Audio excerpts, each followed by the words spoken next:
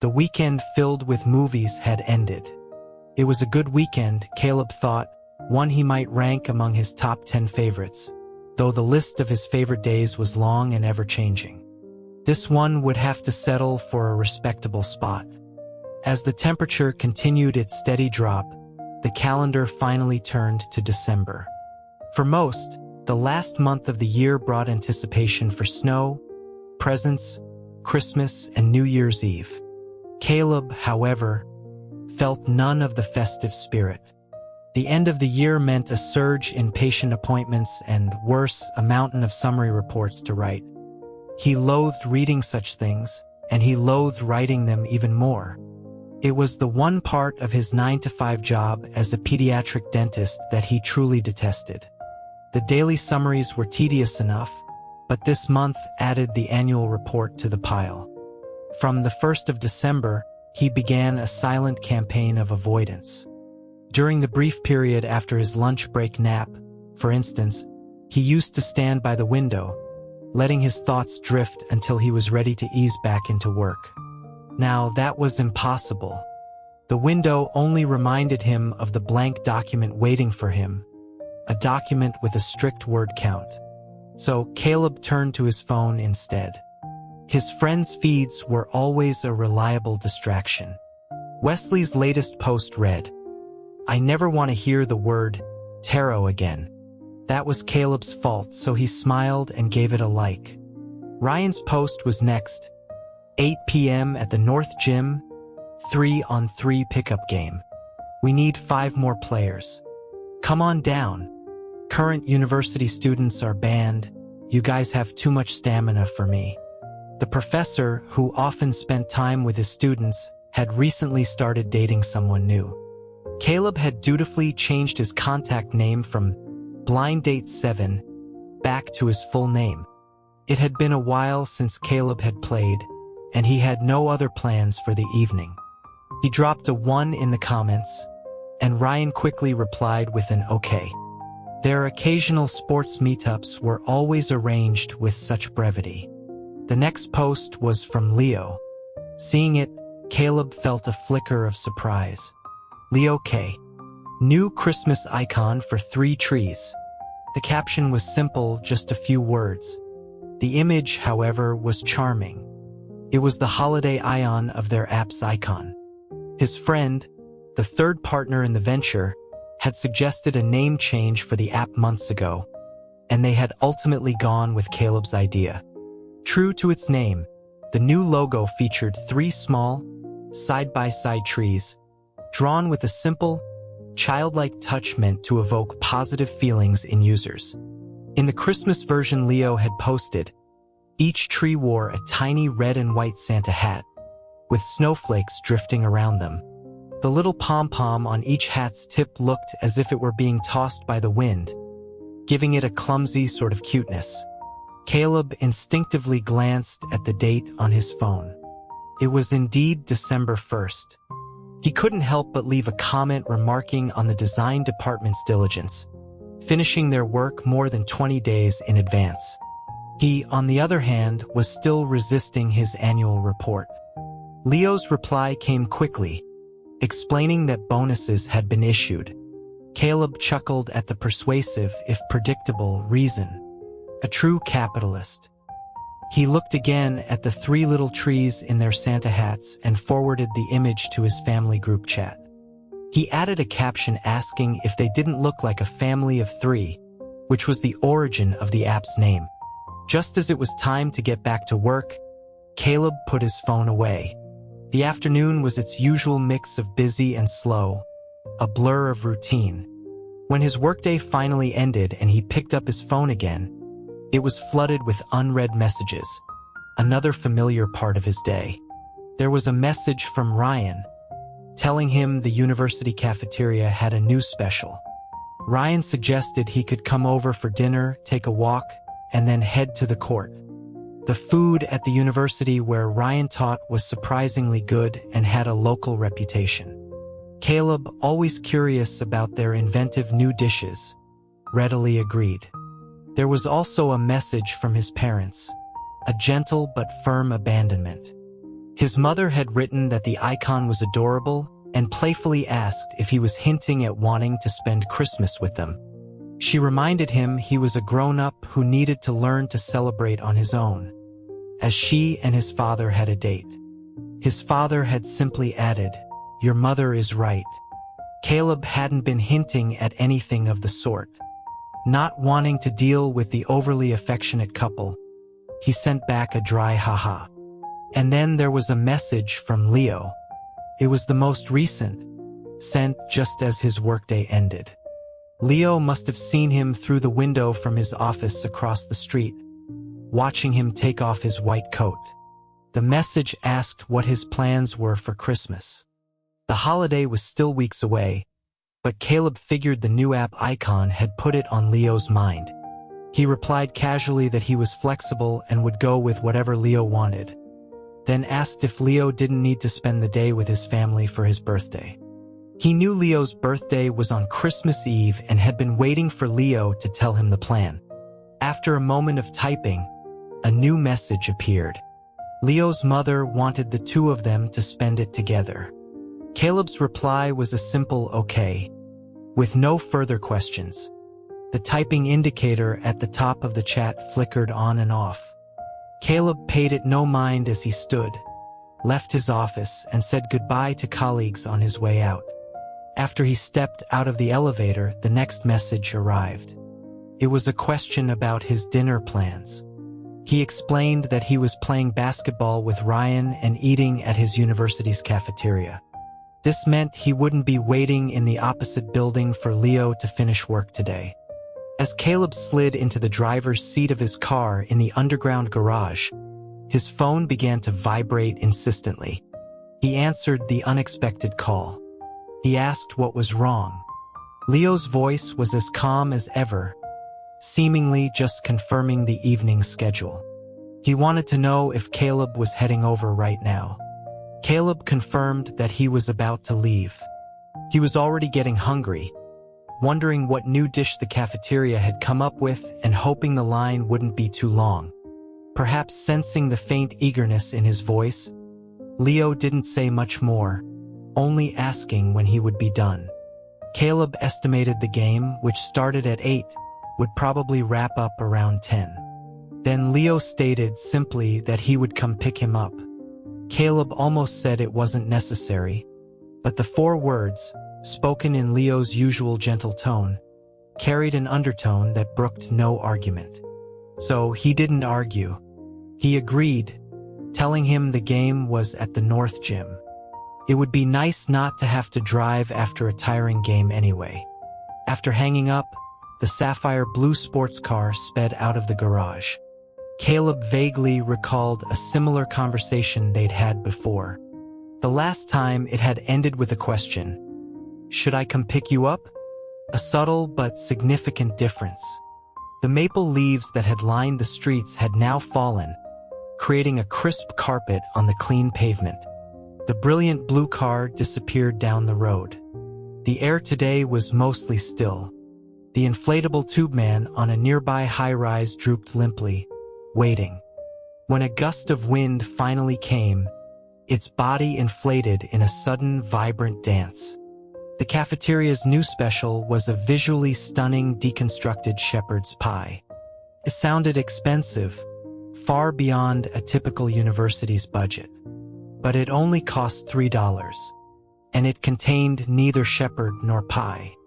The dish's inventive main ingredient, intricately cut sweet potato fries drenched in a tangy tomato gravy, stayed on Caleb's mind all through the basketball game that night.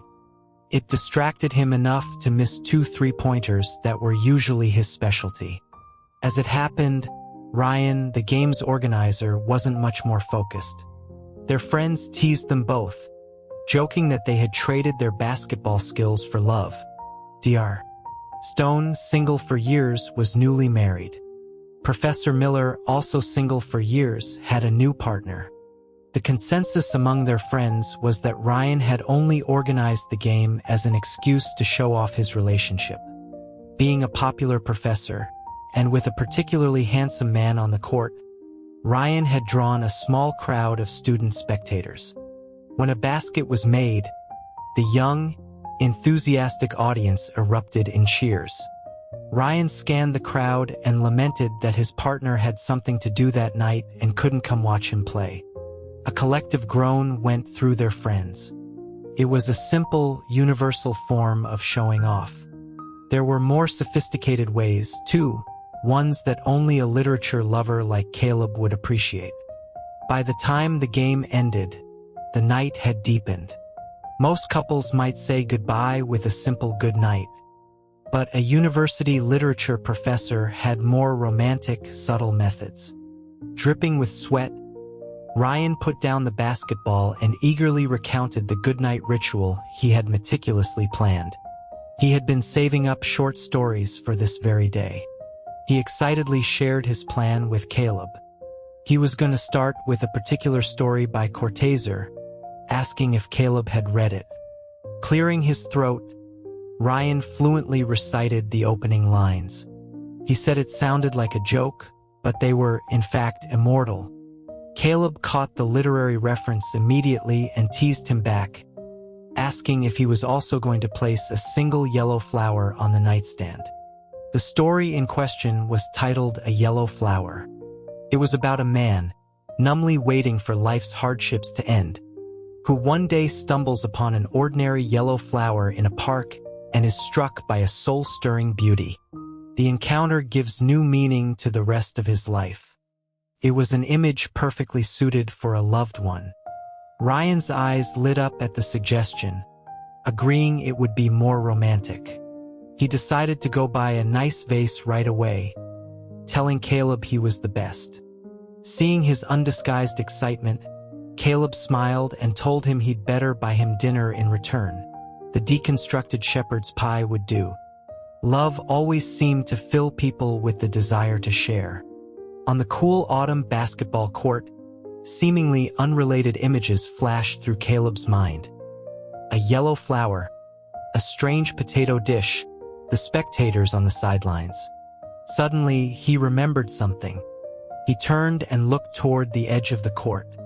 As the game ended and the crowd began to disperse, one figure remained, standing still. A well-tailored coat, dark as the night itself. He saw Leo. He didn't know how long he had been there. He had never paid attention to the audience. Leo was watching him from a distance, and their eyes met. Caleb raised a hand in acknowledgement. Ryan followed his gaze and just smiled, shaking his head. He was the one being shown up now. Unlike a dating couple, these two were married and heading back to the same home. Leo walked over to get Caleb, greeting Ryan with a polite handshake.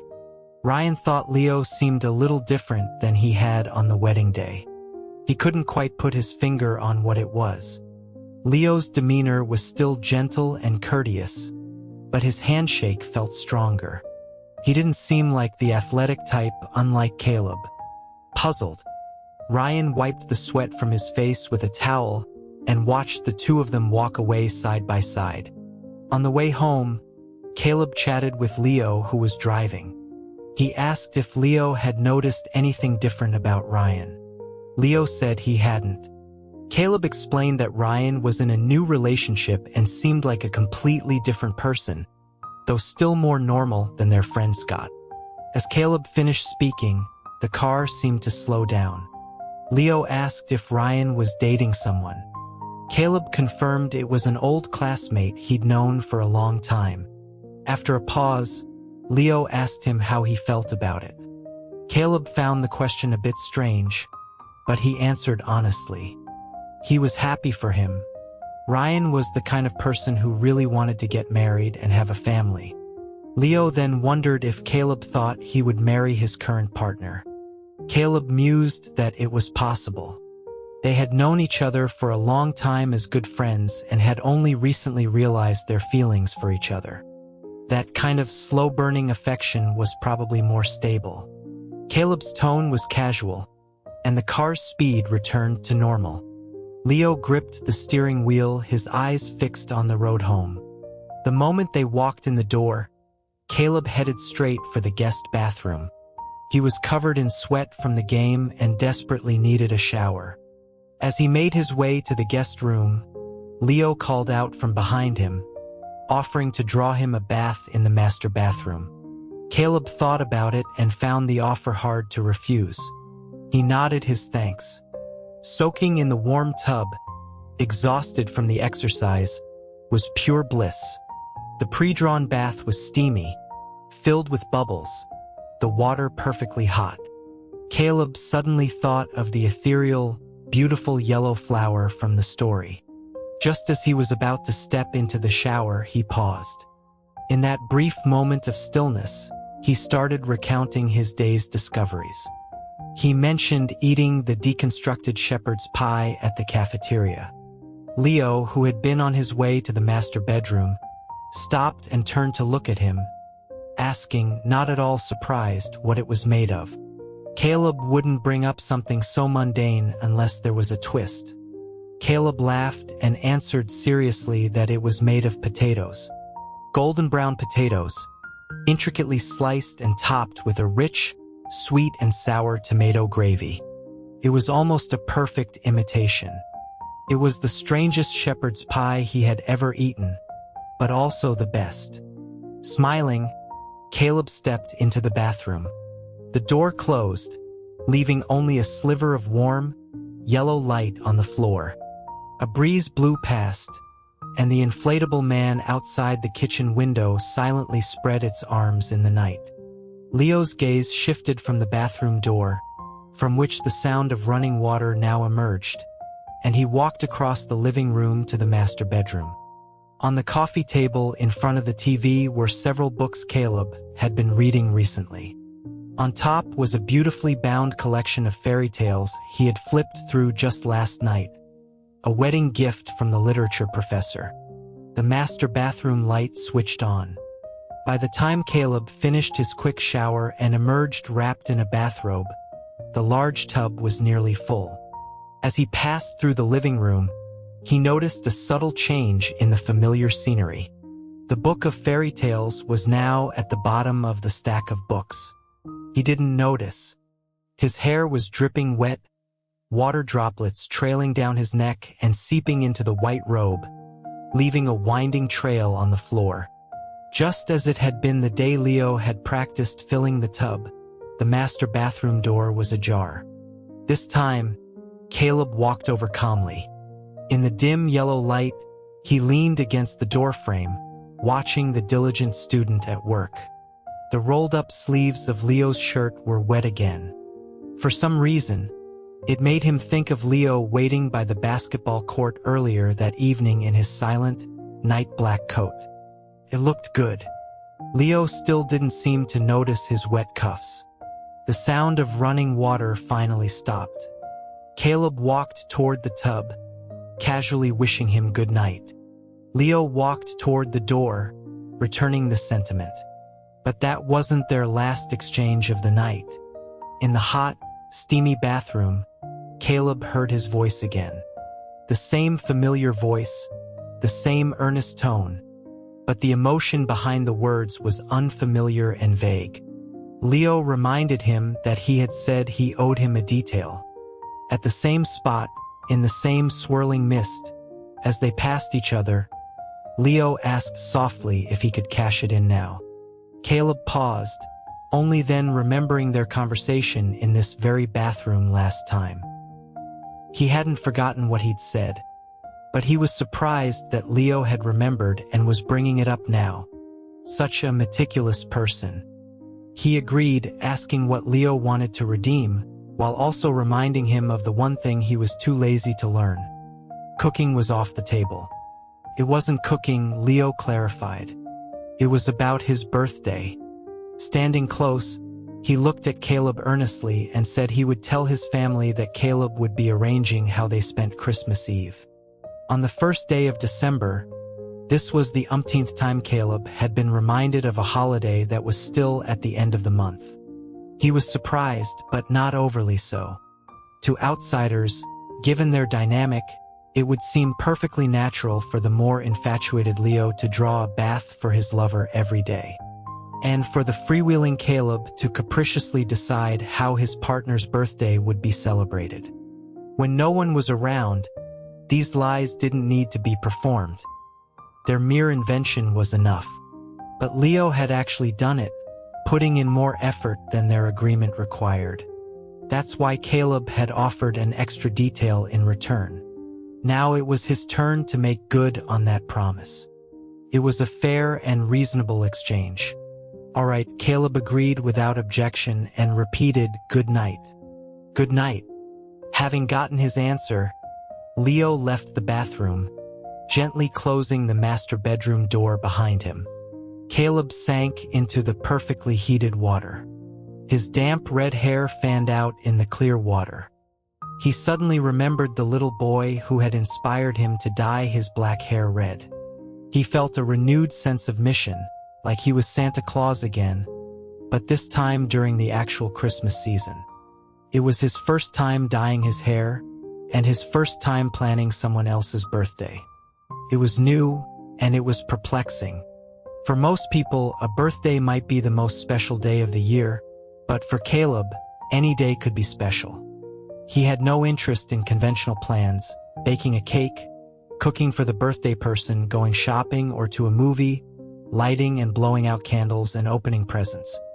Caleb never celebrated birthdays that way, unless he specifically felt like experiencing normalcy that year. Even for his own birthday, he often decided what to do on the day itself, as inspiration usually struck at unpredictable moments. It was probably an inherited trait. His family of 3 had a similar attitude, never planning in advance, just going with the flow. One year, for his mother's birthday, the family had spent half the day at a maternity ward, where newborns were constantly being born. The hallways were filled with people laughing and crying, new life emerging amidst hope. His mother had teared up for a rare moment before laughing and remarking how lucky she was that Caleb had been such a beautiful and well-behaved baby, not causing her too much trouble. Another year, for his father's birthday, they went to donate blood but were unsuccessful. They ended up going on a snack and candy shopping spree at the supermarket instead.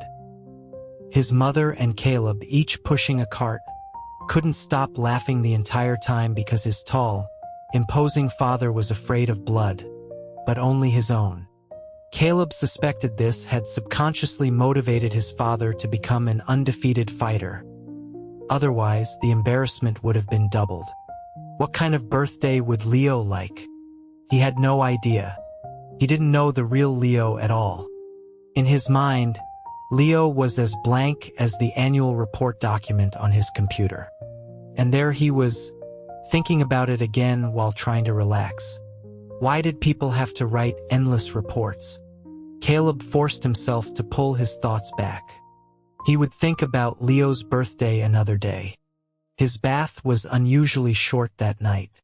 When he got into bed, even his dreams were filled with the sound of typing. One document for the annual report, another for the birthday plan. His worries had suddenly doubled. Felt like December was dragging on forever. Caleb had thought this early winter would be the most miserable he could remember. But over the weekend, both problems were solved at once. He and Leo were home as usual. After lunch, Caleb was about to head out to explore a new haunted house in the city. As he got up from the table, Leo suddenly asked if he had been in a bad mood lately. Caleb paused and looked back at him, asking if it was that obvious. Outwardly, his life hadn't changed much. He still waited for Leo to get off work. Once you get used to not driving, it becomes a habit. And the sofa in Leo's office was very comfortable. Their interactions and conversations were all normal. His main source of frustration was the report, not the birthday, and he wouldn't take his bad mood out on an uninvolved person. Leo nodded, pointing out that Caleb hadn't been spending much time looking out the window recently. It was an angle of observation so meticulous he hadn't considered it. Caleb didn't overthink it and admitted freely that he was stressed about the year-end summary. Every time his mind wandered, he thought of it. As he headed for the door, he explained his outing was an attempt to find some inspiration at the haunted house. As he spoke, Leo's gentle voice came from behind him, offering to help him write it. Caleb stopped dead in his tracks. It was another offer he couldn't refuse. Leo loved reading the news and was constantly looking at work-related reports, so he was naturally more familiar with that style of writing. Caleb instantly abandoned his plan to go out. And suddenly, he had a flicker of an idea for the birthday. He turned back to Leo and asked if he was free that afternoon. Leo replied without hesitation that he could finish it before dinner. The afternoon sun filled their brightly colored home. Leo sat at the dining table, typing up an annual work summary for a pediatric dentist. Caleb sat beside him, explaining some of the technical terms. At their current pace, it would be done in another half hour. Leo was indeed much better at this kind of writing than he was. The house was quiet, save for the rhythmic clatter of the keyboard. As time slipped by, Caleb felt a rare sense of nostalgia for his youth. It was a familiar scene, only the ballpoint pens of his school days had been replaced by a laptop. And the classmate whose face he could no longer recall had been replaced by his contract husband. In school, there were always activities that required a written reflection afterward. Caleb knew what was supposed to go into those essays, but he refused to write that way. His real thoughts were often wild and sometimes heretical. So, he had made a deal with his deskmate at the time. He would help with any homework problems, and his deskmate would write all the required reflections for him. Writing formulaic essays was boring, but watching someone else write them was rather amusing. Watching Leo write a work report in the voice of a pediatric dentist was far more interesting than watching his old deskmate write a soulless exhibition review. The more focused Leo looked, the more Caleb wanted to chat about random things. It was almost finished, anyway. He brought up the poll he had mentioned last time. Leo remembered, continuing to type as he replied about the concert ticket. The day after Caleb mentioned it, Leo had given him the ticket to Dylan Parrish's fan meet. It was one of the best seats in the house. Caleb said he was sure Leo had guessed who he wanted to give it to. He added that the outcome was also predictable. The person hadn't accepted it. The typing slowed abruptly. It seemed to take Leo a few seconds to pull his mind out of the world of dentistry. He asked how Caleb had tried to give it to him. Caleb explained it was through Wesley.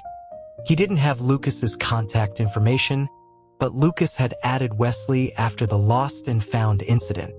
As he spoke, a smile played on his lips, as if recalling something funny. He handed his phone to Leo, telling him to see the rest for himself after he explained that he'd had Wesley offer the ticket as a prize from a random drawing. The screen showed Caleb's chat with Wesley, which included a screenshot from Wesley. Leo opened it. It was a conversation between Wesley and Lucas, who had a long contact name. Grad student who isn't into horror movies. Lucas had asked when the drawing was and if he had even entered. Wesley's reply was a string of exasperated ellipses, followed by a message about how he was trying to give him a free ticket he'd won from his friend's list. Lucas had politely declined, saying his lab was very busy. Wesley had pressed on, mentioning how popular the singer was and how hard tickets were to come by. Lucas had apologized again, saying he'd never heard of him and was busy with his lab, before asking if there was anything else. At the bottom was a string of ellipses from Wesley and a My Apologies sticker of a person bowing. After Leo finished reading, he heard Caleb laugh. Caleb said that after Wesley told him what happened, he had joked about trying to drag the guy to the concert anyway. Wesley had sent a barrage of ellipses and asked him why he was doing all this. Caleb had paused before replying that he wanted to see if the fortune teller's prediction would come true. The innocent fortune teller was blamed yet again. Caleb was delighted, adding that Wesley had then sent a voice message loudly telling him to get lost. He figured Wesley would probably want to curse every time he heard the word fortune teller from now on. While Caleb recounted the story, his eyes danced with the afternoon sunlight, and Leo smiled along with him. The winter wind swept past the sage green window frame, where winter and spring seemed to intertwine. Leo remembered the one unresolved detail and asked about the ticket. Caleb explained that Wesley had given it to a regular at his bar, a woman who used to be a fan of Dylan's music back in the day and had just found out he was making a comeback under a new name. Caleb asked if that didn't fit the theme of the fan meet for old fans. Leo agreed that the ticket had found its way to the right person. It seemed like a perfect ending. At the same time, the last period was typed into the document. Leo pushed the laptop back slightly and announced that it was done. In the ensuing silence, Caleb sensed the unspoken question.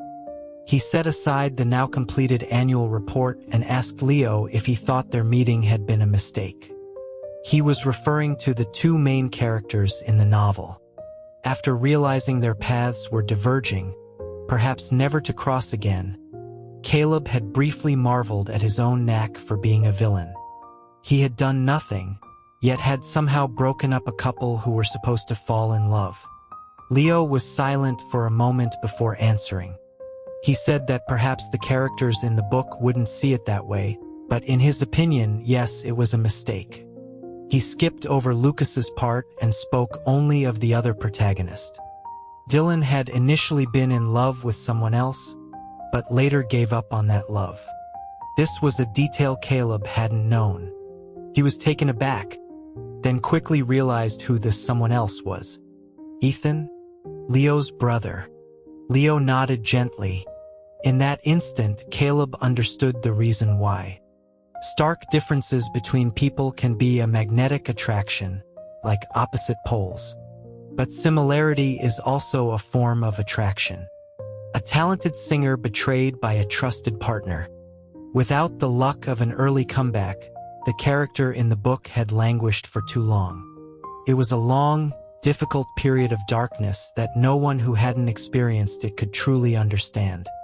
Also having experienced a long darkness, and still in it, was Ethan, who had never moved past his childhood trauma.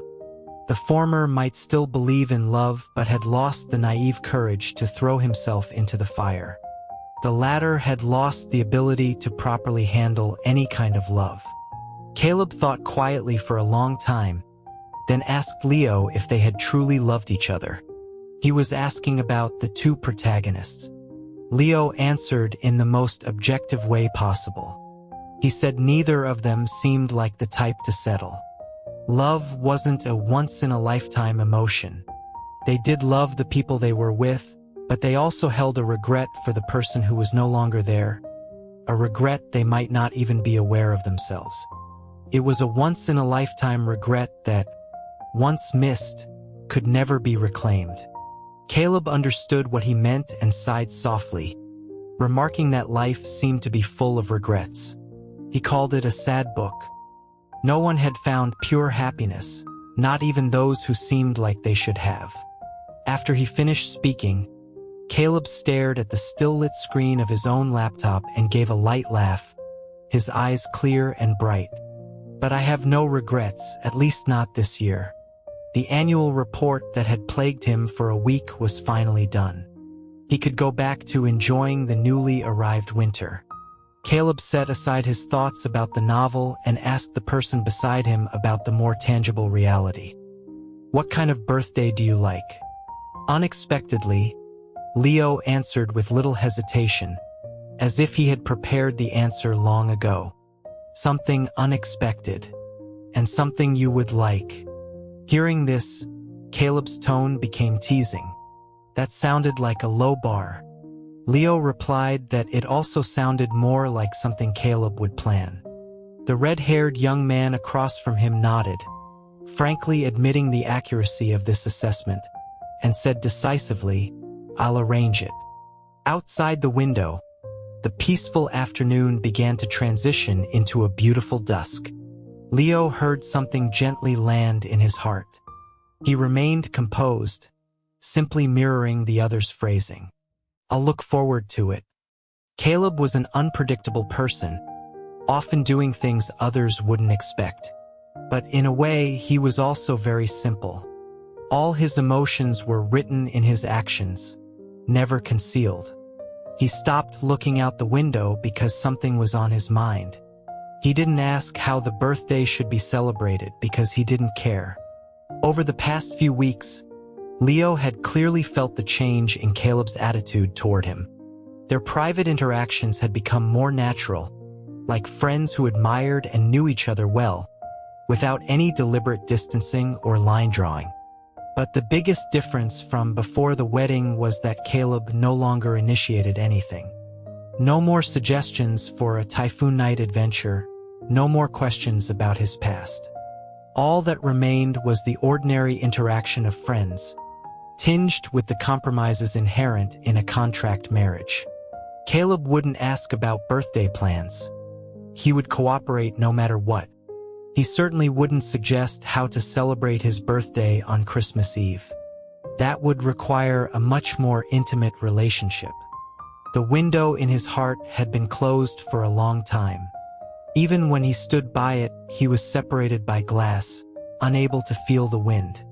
Even if the world outside was full of roses, he wouldn't step into the wind. Caleb had accepted that the window would not open again and had abandoned his curiosity about the wind itself. He no longer asked the important questions that could change their relationship, warned off by the story of the future. It was a strange fate, but at least this was a regret that could be mended. The wind didn't want to shatter the glass window. It wanted to use a gentler method, like making a wish. Leo knew Caleb would earnestly fulfill certain wishes, especially the strange, sincere ones. Just like how he had silently dyed his black hair a deep red for a little boy he had briefly met at his clinic. A boy who believed in cartoons. That dazzling hair color suited his name and personality, and it suited this season when snowflakes would soon dust his hair. The feeling of winter gradually intensified. With the annual report problem solved, Caleb started appearing at his office window again. He would gaze out, his thoughts wandering over the clouds and trees, the road and windows, the wind and the inflatable man. To Leo, this was a new landscape.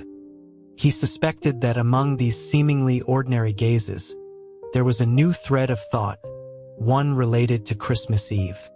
And to him, it was the kind of thought that would make someone with an unrequited love feel very happy. December was drawing to a close. The shops along Maple Drive began to adorn their windows with sparkling snowflake decals and smiling Santa Claus stickers. Tonight was Christmas Eve. In the morning, when Leo came out of his room, the house was unusually quiet. Caleb had already left. The night before, up until they said goodnight, Caleb hadn't mentioned any plans for the next day. Everything was normal. So, Leo wasn't surprised. It was the wish he had made. An unexpected birthday. A pair of shoes was missing from the entryway, but on the living room sofa, there were new items. A casually folded set of clothes with a note tucked inside. Leo picked up the note, a smile quickly flashing in his eyes. This was the second note he would treasure. Half an hour later, Leo arrived at the location specified on the note. A busy intersection surrounded by wide roads, filled with the sounds of car engines and horns. Caleb seemed to have just arrived as well. He was wearing a black beanie and stood across the street, holding a paper bag that looked like it contained breakfast. It was the first time Leo had seen him wear a hat. Leo wasn't wearing his usual uniform of a white shirt and black coat, which he'd worn since taking over the company. Instead, he wore the clothes Caleb had laid out on the sofa. A light gray hoodie and a dark coffee-colored jacket. Colors that were softer and more muted, similar in style to what Caleb himself was wearing. Seeing him arrive on time, Caleb raised his hand in greeting, gesturing for him to come over. But Leo was lost in thought and didn't respond immediately, forgetting to move. He was just watching, completely absorbed. Seeing that he wasn't moving, the man in the beanie didn't bother crossing the street or shouting. He simply took out his phone. The sunlight was bright.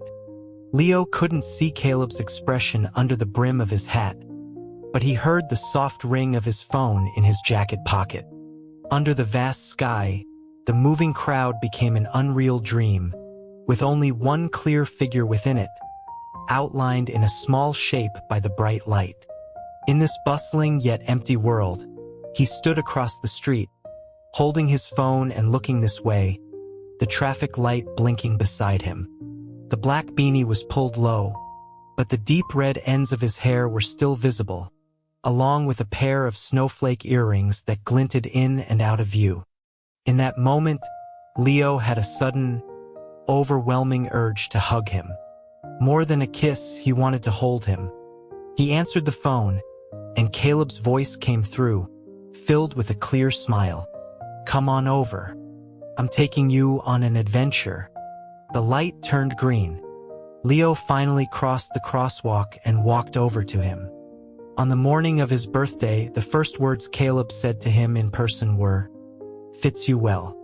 I can lend it to you again." It was the first time he had seen Leo in clothes like these. The loose gray hoodie and casual coffee-colored jacket softened his serious demeanor with a touch of youth. Caleb wasn't one to rifle through other people's closets. And besides, Leo's wardrobe didn't seem to contain anything in this style. These were his own clothes.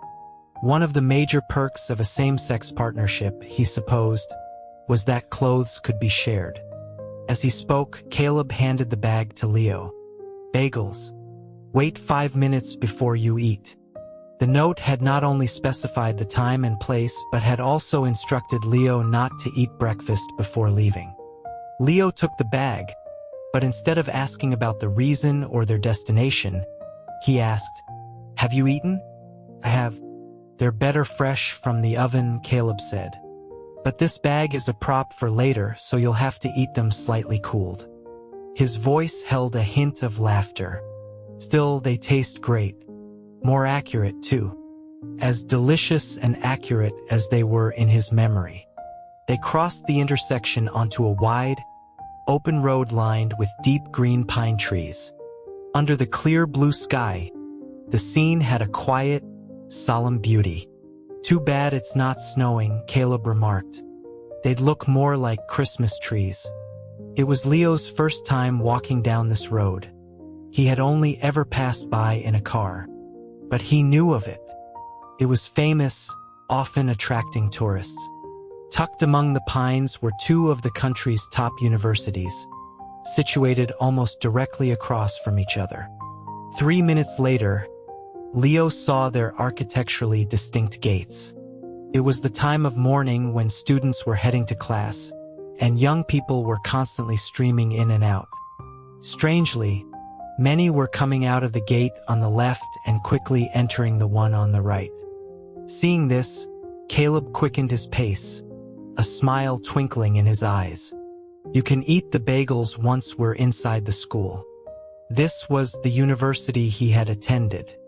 But almost every morning, he would run to the cafeteria in the university across the street to buy breakfast. Just as the 5-minute mark was about to end, he and Leo walked through the gates side by side. The security guard's gaze swept over the bagel bag in Leo's hand and, assuming they were students, paid them no further mind. Under the morning sun, they blended seamlessly into the crowd of students rushing to class. The first part of the mission was a success. Caleb glanced at Leo, his voice cheerful as he revealed the birthday plan. "Today, I'm taking you on an adventure into my youth. Not as an outside tourist, but as someone secretly blending into the ever-repeating drama of youth." The idea had come to him the moment Leo offered to write his report, reminding him of his school days. And maybe also from that deconstructed shepherd's pie he'd had at another university's cafeteria. Caleb rarely reminisced. When you have happy days often, you seldom dwell on the past. But occasionally, he did feel that some moments in the past were so brilliant they could never be replaced. Like his happy university days. Like this very moment, where memory and reality were about to intertwine. The only difference, perhaps, was his now overly conspicuous hair color, which was too easily remembered. That's why he had purposely worn a discreet black beanie to cover it. Caleb asked his companion in a mock serious tone, "So, Leo, which department's class would you like to audit?" On the campus walkway, dappled tree shadows fell across two nearly identical jackets. They had started from a crowded, noisy intersection, passed through streets lined with pines, and now stood on a non-existent platform to the past. In what should have been a lonely winter, a deep red, warm, and passionate flame burned in the platform's dark lamp. The student waiting for the train on the platform had forgotten every train schedule, remembering only to watch that lamp and to answer its questions seriously. "I want to hear a class that a dentist would need to take." I figured, Caleb chuckled. He immediately led him in the direction he knew best. "After all, you're practically a dentist now." Even if the only work involved was writing an annual summary. 3 years had passed, but the medical school campus looked exactly the same, surrounded by unfamiliar young faces, and the familiar smell of bagels. "Are the bagels good?" Caleb asked. "Very good. Is this what you used to eat for breakfast?" "Yeah, it was convenient. You should savor this bag, because the contrast with lunch will be stark. A complete youth should include delicious bagels from the school next door, and also disgusting, experimental dishes from your own school's cafeteria. And it should also include a healthy dose of nonsensical banter." Leo watched as Caleb stopped a female medical student and politely asked her if Professor Miller was teaching today.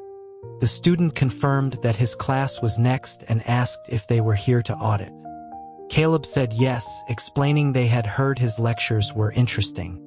Although he was wearing a hat at such a close distance, his handsome face was clearly visible. The girl barely dared to look at him directly, asking softly if he wanted her to show them the way. Caleb smiled and declined, saying it wasn't necessary but asked if she could just tell him the classroom number. He added with a grin, "My boyfriend has been to your school before. He knows the way."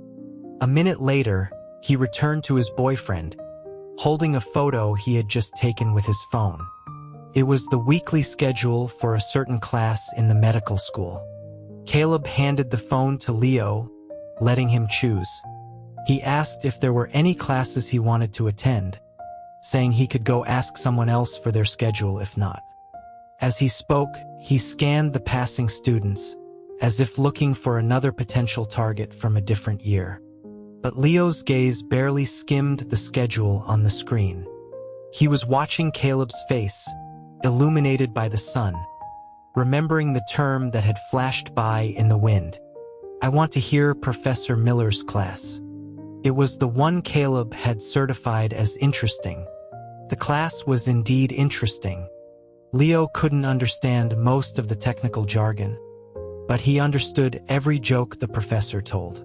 He didn't know anyone in the large lecture hall, and no one knew him, but Caleb sat beside him the whole time. They sat together in the last row, the prime spot for students who wanted to play on their phones or sleep. But Caleb listened intently, for the sake of the jokes he hadn't heard in years. So, Leo also listened intently, for the sake of this unforgettable adventure. Even the unfamiliar, difficult medical terms seemed golden. When the class ended, students stretched, got up, and filed out of the classroom. The professor packed up his materials at the podium. Blending into the crowd, the student like Caleb and Leo walked out side by side. Just as he was about to reach the door, Professor Miller at the podium finally couldn't resist. He called out with a smile, Did you really think I wouldn't recognize you, Mr. Stone? He was always hard to forget. Only then did Caleb stop, turn around, and greet him with a smile. Professor Miller, long time no see. It has been a long time. I never thought I'd see you paying such close attention in class. The professor chatted with him humorously. When did you dye your hair red? A couple of years ago. Cool, right? Very cool. Your boss must be pretty cool too. Not as cool as your jokes. You've got some great new ones. I like the one about the nerves the best. Oh, come on, Mr. Stone, don't give me that. Despite his words, the professor was clearly pleased. He glanced at Leo standing next to him. Bringing a friend to visit? Caleb nodded. Yes. Then the professor told him in a low voice, Professor Davis is giving the big lecture this afternoon. Want to bring your friend? Professor Davis was the most legendary teacher in the entire medical school, famous for once falling asleep while giving his own lecture. His class was a cure for all insomniacs. After bidding farewell to the witty professor, they left the classroom. Caleb asked Leo, "Feel like a nap this afternoon?" Leo understood the schedule delivered by the random winds. All right. First, the terrible cafeteria, then we go sleep in Professor Davis's class. Caleb laughed at his description. Sounds like a terrible day. Leo replied in a warm voice, yes. And the most perfect day. Boring and happy youth. It was Caleb's youth. That youth included a cafeteria with an unforgettable taste. Stainless steel trays, bizarre dishes, and a constant stream of university students and their chatter. Was it really that bad?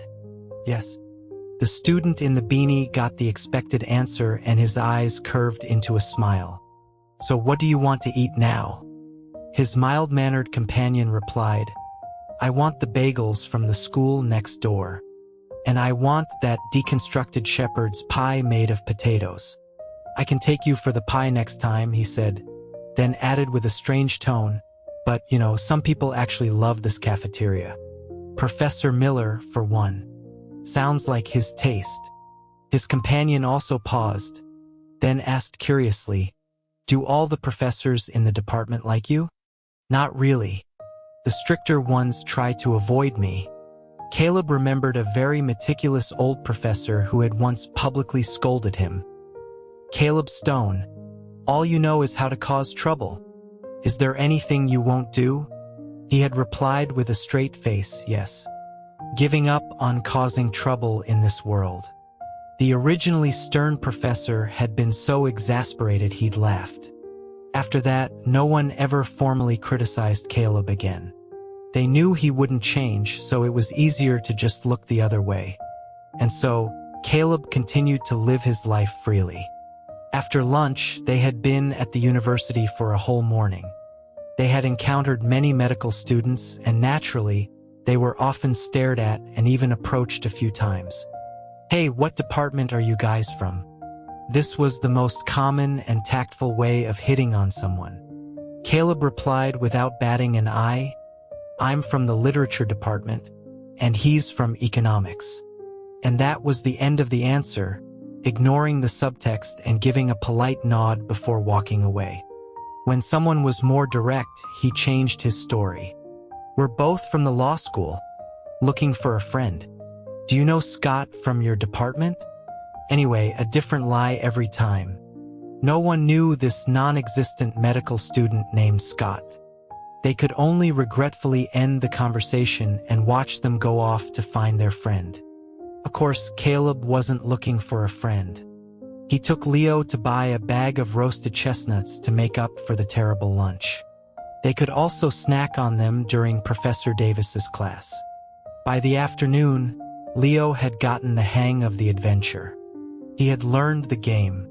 Looking at the borrowed notebook, pen, and even a phone charger on the desk, Caleb gave his deskmate a quiet thumbs up. This made them look even more like students attending class. But his goal remained the same. He was here for a nap. A little something sweet before a nap helps with sleep. Caleb and Leo sat in the second-to-last row. They hadn't managed to snag the prime seats in the back this time. The student in the last row looked up at the two in front of him, sniffed, then looked back at his phone, calculating if he had time to run to the campus store. Caleb was peeling chestnuts, and so was Leo. Doing the same thing turned into an unspoken competition. Caleb felt he was actually faster, but Leo had better luck, always picking chestnuts whose shells came off easily. The chestnuts Caleb picked, however, often had a stubborn inner skin attached. The fifth time this unfair situation occurred, Caleb quickly snatched the ready-to-eat chestnut from Leo's hand, popped it in his mouth, and shoved his own stubborn chestnut into Leo's hand. He decisively declared the result. "I win." Leo was caught off guard. He looked at him, startled. Then his eyes quickly filled with amusement. He played along. "Yes, I lose." The chestnut pressed into his palm was warm. It happened so quickly, he couldn't quite recall the feeling of their skin brushing as they exchanged the nuts. Caleb had eaten enough. He pushed the paper bag of chestnuts onto Leo's desk, took off his beanie in a good mood, folded his jacket to use as a pillow, and prepared for his nap. Professor Davis, lecturing today, had the same soothing voice as he did years ago, a voice that could purify the soul. It wasn't long before Caleb was asleep. The sweet snack brought on a heavy, pleasant dream. He dreamed of his past youth. When he woke up, he saw the passing of time. The afternoon classroom was filled with a warm drowsiness. A student who genuinely wanted to listen had opened a window a crack, and the crisp winter wind blew in. The first thing Caleb saw when he woke up was a neat pile of chestnut kernels on the corner of his desk, resting on a napkin. Many pale yellow kernels peeled clean. At the same time, he felt a light weight settle on his shoulders. Leo was draping his own jacket over him. He saw the dark coffee-colored collar near his shoulder, and the fingertips that brought it there. It was like an unfinished hug. "You don't have to cover me. I'm awake. Aren't you tired?" Leo clearly hadn't slept. Not only had he peeled a lot of chestnuts, but the notebook on his desk was filled with writing. It was notes from Professor Davis's lecture. Caleb's sleepiness was immediately chased away by surprise. He reflexively asked, "Can you understand any of it?" Leo answered honestly, "No." "Then why are you taking notes? Studying in advance. Maybe next year's annual report will be a little better." Caleb couldn't help but laugh. "Are you going to write it for me next year too?" "Yes." "Do you need me to?" Leo asked. "Probably, if I'm still a dentist," Caleb replied, his tone thoughtful. "You really like studying these formal things, from news to reports. You're more dedicated than my high school desk mate." The essays he wrote for me were always pretty much the same. He'd often just copy his own work. That's why the teacher had long discovered that someone else was writing his reflections, but had never called him out on it, maintaining a tacit understanding. If Leo had been his desk mate back then, the teacher probably wouldn't have found out. He would have made every reflection different, like the different days of a life. As Caleb thought this, still lazily sprawled on the university classroom desk as if he hadn't slept enough, he tilted his head up to look at this new desk mate he preferred much more. In that long, brief moment, he looked like the red-haired dentist of today who loved to tell stories and was good with kids. The black-haired university student of the past who played bass on stage with single-minded focus, and the even younger, innocent boy waiting for his desk mate to finish his boring report.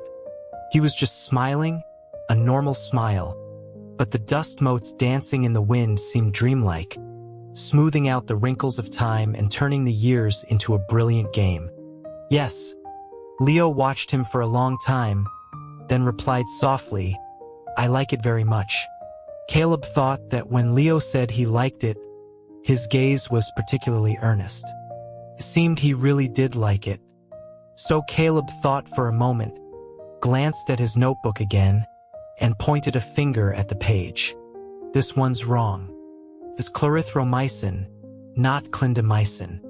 Two antibiotics that were easy to mishear and mix up. Where his fingertip had touched, Leo quickly crossed out the wrong word and wrote the correct one.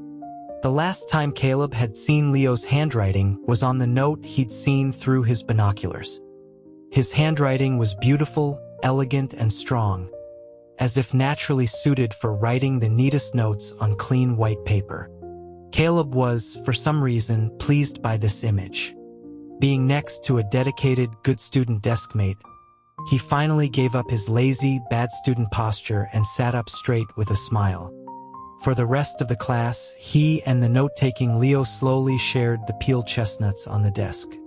By the time their chestnut tasting session ended, the final bell for Professor Davis's soporific pharmacology lecture rang. During that time, Caleb didn't fall asleep again, even after the open window was closed and the classroom returned to a warmth that could make one's eyes heavy. Under Professor Davis's soul-cleansing, soothing voice, he was somewhat distracted, his mind wandering the entire time.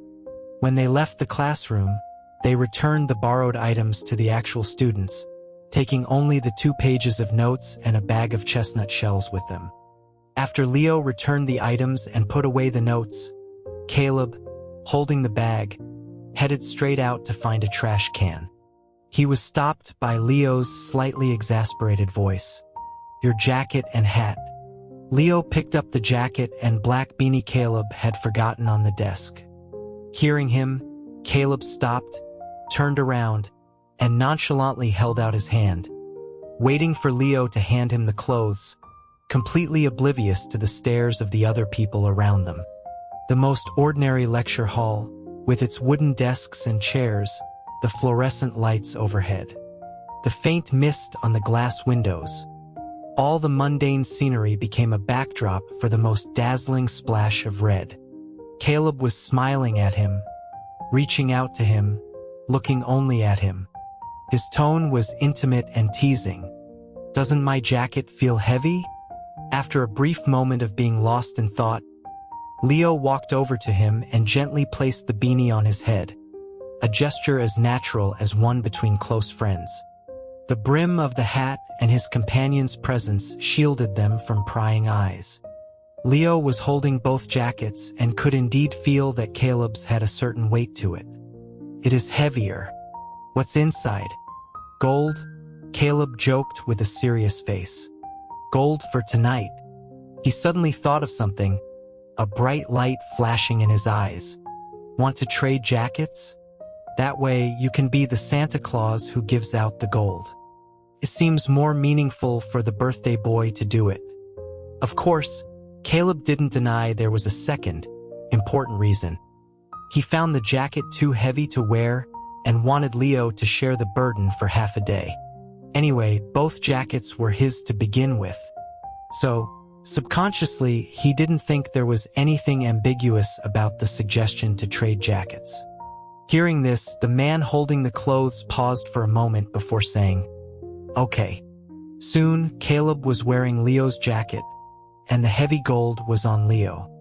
Neither of them wore cologne, so their clothes didn't have any particular scent.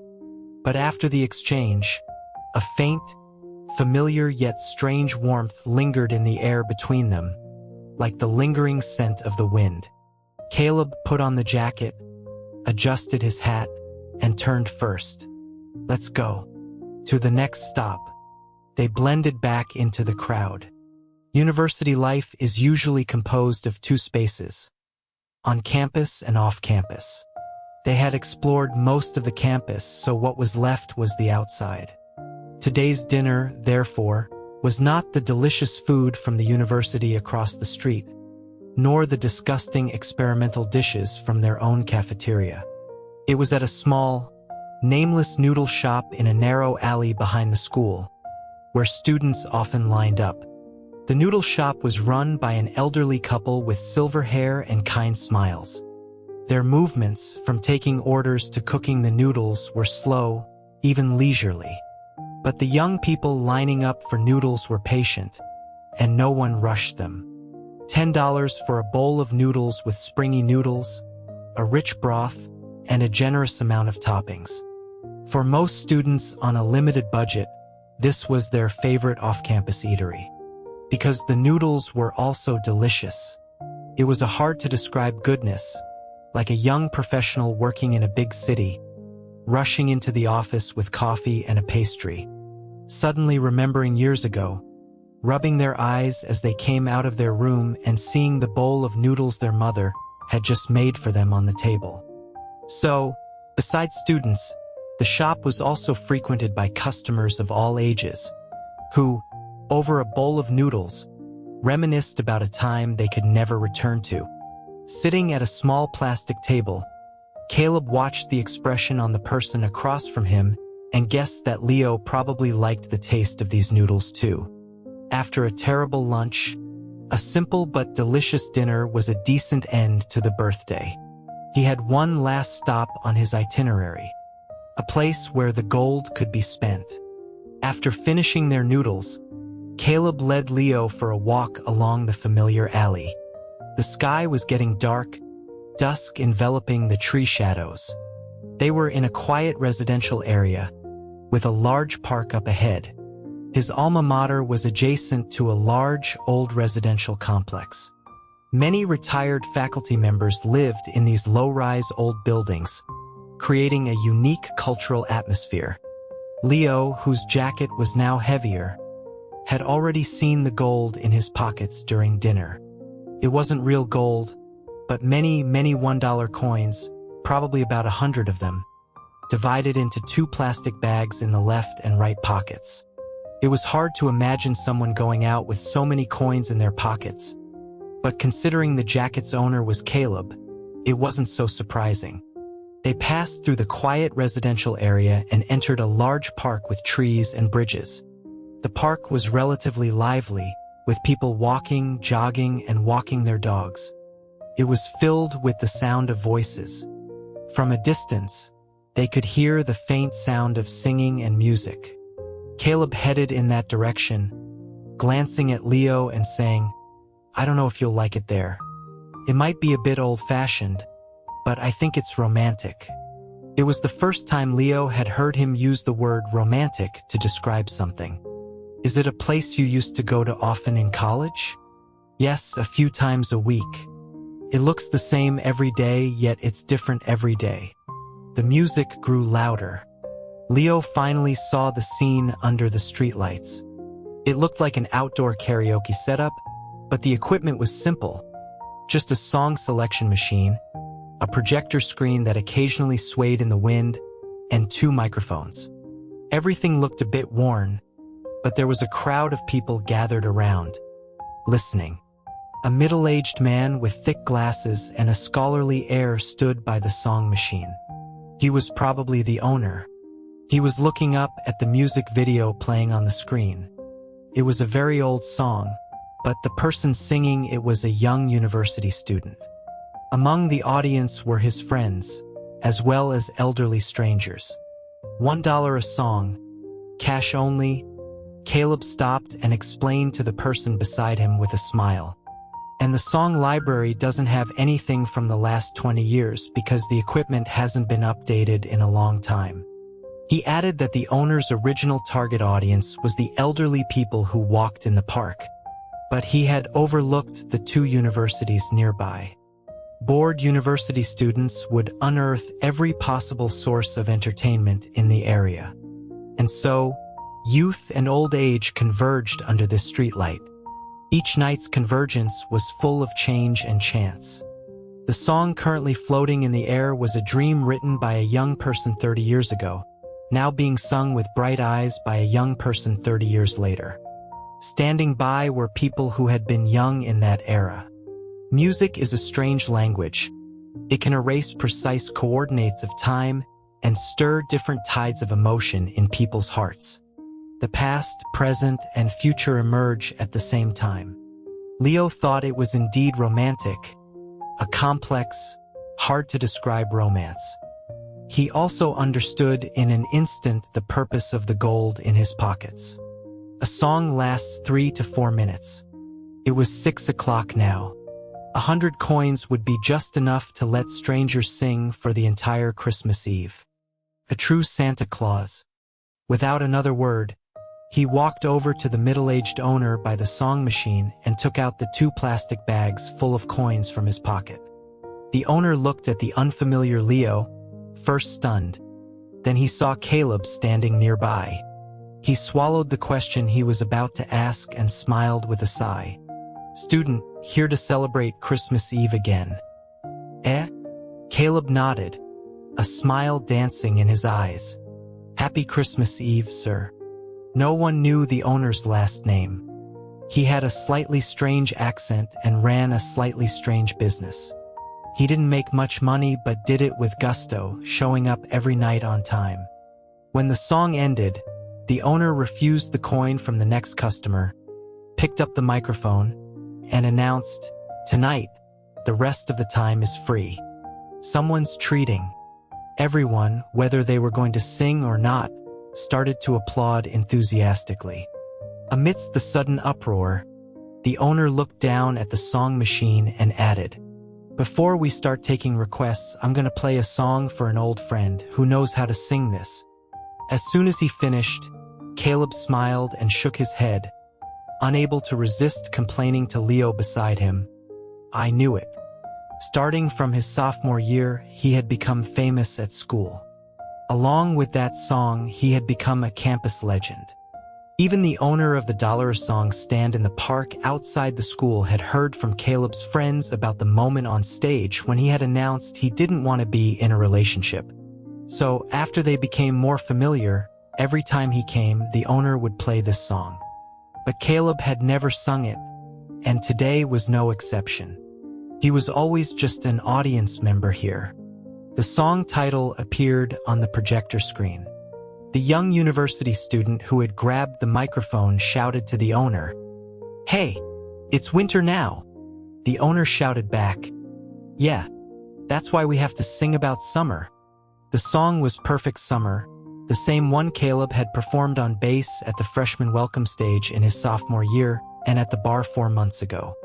Now he and Leo stood in the crowd, listening to strangers sing it. Their voices were not in sync, and they were occasionally off-key, but their emotion was so passionate and pure. "All summer, I lingered by your window, waiting for you to appear in the breeze." It was the perfect song to sing to a sweetheart after summer had ended. When the song was over, the singing stopped, and the last melody faded away. Caleb kept his eyes on the screen as the image gradually disappeared. Then he said softly to the person beside him, "Happy birthday." Melodies associated with memories always stir the deepest emotions buried in the heart, even if those emotions have faded. He had told Leo, who had helped him with his annual report, that at least for this year he had no regrets. At this moment, Caleb felt that maybe there was still a regret, one that he hadn't even realized until it suddenly surfaced in the wave of emotion. After all, it was an unfamiliar experience for him.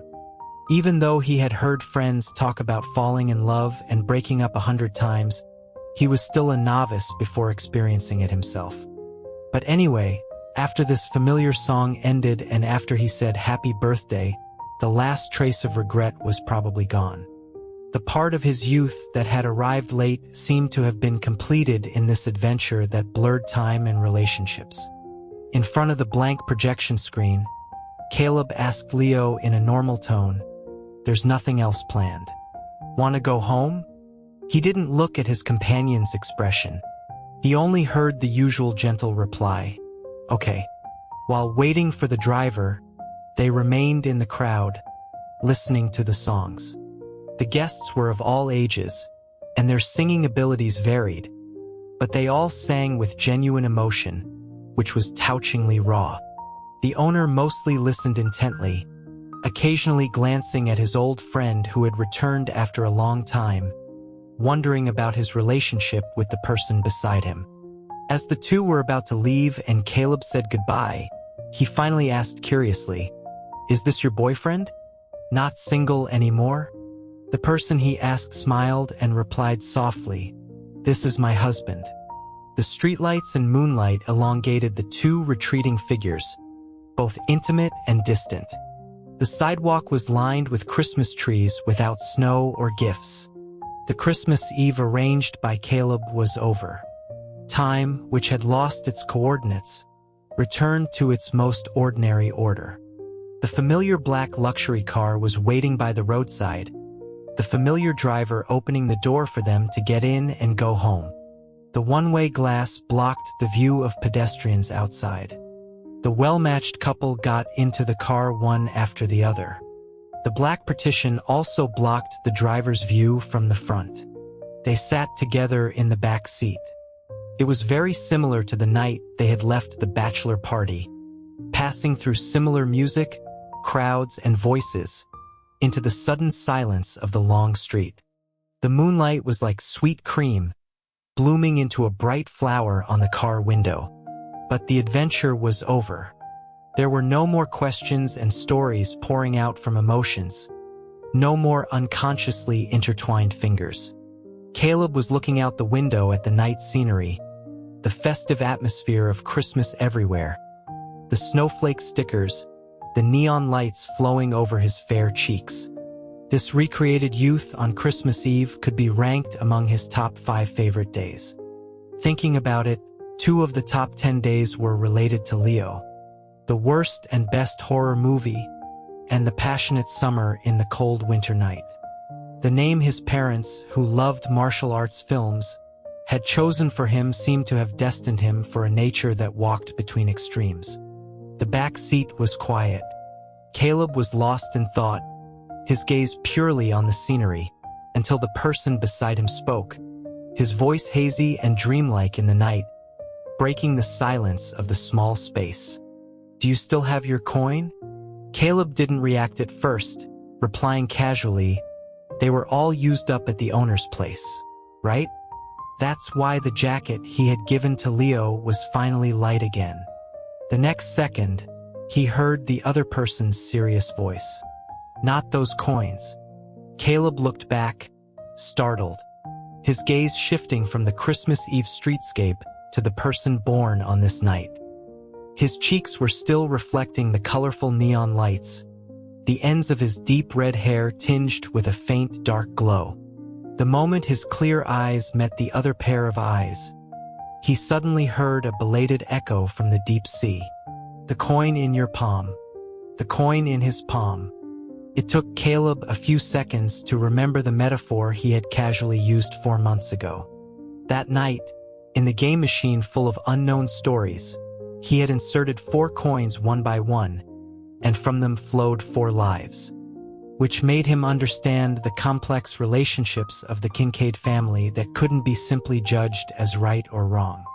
The pragmatic idealist, the innocent artist, the happy fool, and the paranoid who had walked into darkness after losing his mother.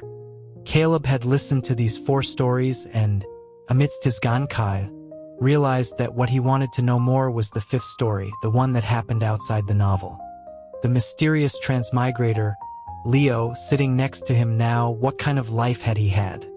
Partners should know each other, know everything about each other. Even if he had no experience with love, he knew this common sense. Because it was the desire to explore that instinctively emerged when a heart was moved, needing no teaching. It was a mutual exchange born of love. Unfortunately, the Leo of that night, after asking about the origin of his hair color, had not accepted this 5th coin. Days passed like flowing water, arriving at the same day 4 months later, the night of the 24th. The same perfect summer, the same soundproofed back seat. The opposite season, the opposite questioner. In the strange coincidence of time and place, would he still want to put this coin into the game machine that was finally open again? Caleb actually didn't know. He had just sorted out his feelings, reconstructed a youth that might have had some regrets. This was Caleb's way of dealing with himself. He didn't expect or need a response from others. Revisiting his old haunts on Christmas Eve, under the guise of celebrating Leo's birthday, was another layer of narrative, a secret belonging only to him. For him, everything in his life now was good. So good that no change was needed. Nor was it necessary to force himself to smooth over the disappointment of being rejected. Caleb gradually understood that he probably wouldn't cast this coin. Love, after all, is an adventure with an unknown ending. Just like Scott was sincere with every girlfriend. But over the years, love kept igniting and extinguishing. Lovers came and went. Only the patient friend who listened to his complaints never changed. Caleb liked his relationship with Leo over the past few months. It wasn't love, but it made him feel relaxed and happy. He didn't care about the contract marriage either, because he had become the Caleb who didn't want to be in a relationship and preferred being single again. His married status wasn't an obstacle. On the contrary, it was the most convenient excuse to reject others. If Leo wanted to have a real marriage in the future, he would cooperate in clarifying their relationship and was willing to divorce at any time. So, from any angle, there was no need for any extra adventure. After spending so much time together, he seemed to have been infected by Leo's meticulous rationality. Just as Leo was forced to wear a completely different style of clothes. From the moment the words were spoken, the back seat had been quiet for a long time. So quiet that only their breathing could be heard. He hadn't thought of how to refuse this belated echo, but their eyes had been meeting all along. Caleb felt that Leo should have been able to read the silent answer in his often unconcealed eyes. He decided to say something, anything, to break the sealed silence of the winter night, to let this ordinary birthday end with ordinary words. Something like, "You already gave all the coins to the owner," or "There's a cake shop up ahead. I didn't get a birthday cake. Should I ask the driver to stop?" But strangely, Caleb couldn't bring himself to say these words. He kept looking into Leo's eyes and saw no complex emotions, such as understanding, disappointment, or sadness. There was only a very pure waiting. Waiting for his answer to the question, even if the answer was already obvious. The gazes quietly intertwining in the air gave Caleb the illusion that not only Leo, but he himself had been waiting for a long time. So, he suddenly changed the words he was about to say. His life was always full of unpredictable irrationality. "If the story you're prepared to tell is boring enough," Caleb said out of the blue, "I'll use it." For the first time, he wanted to hear the opposite of interesting. It's a boring story, not as exciting as the Arabian Nights. That was the excuse Leo had used to refuse him. What if it wasn't an excuse, but the truth? In the already closed window, this was the only possible opening. Maybe the wind would blow in from there. Caleb's tone was very normal, his usual casual and unrestrained self. But the person who heard these words finally received his birthday gift for the night. A coin gently dropped into the game machine. "I'm not lying to you. It really is a boring story. Can be told in one sentence." It was a very short sentence. Then, Caleb heard the person beside him speak in his usual gentle voice. "I don't know my past." The coin landed with a crisp, beautiful sound.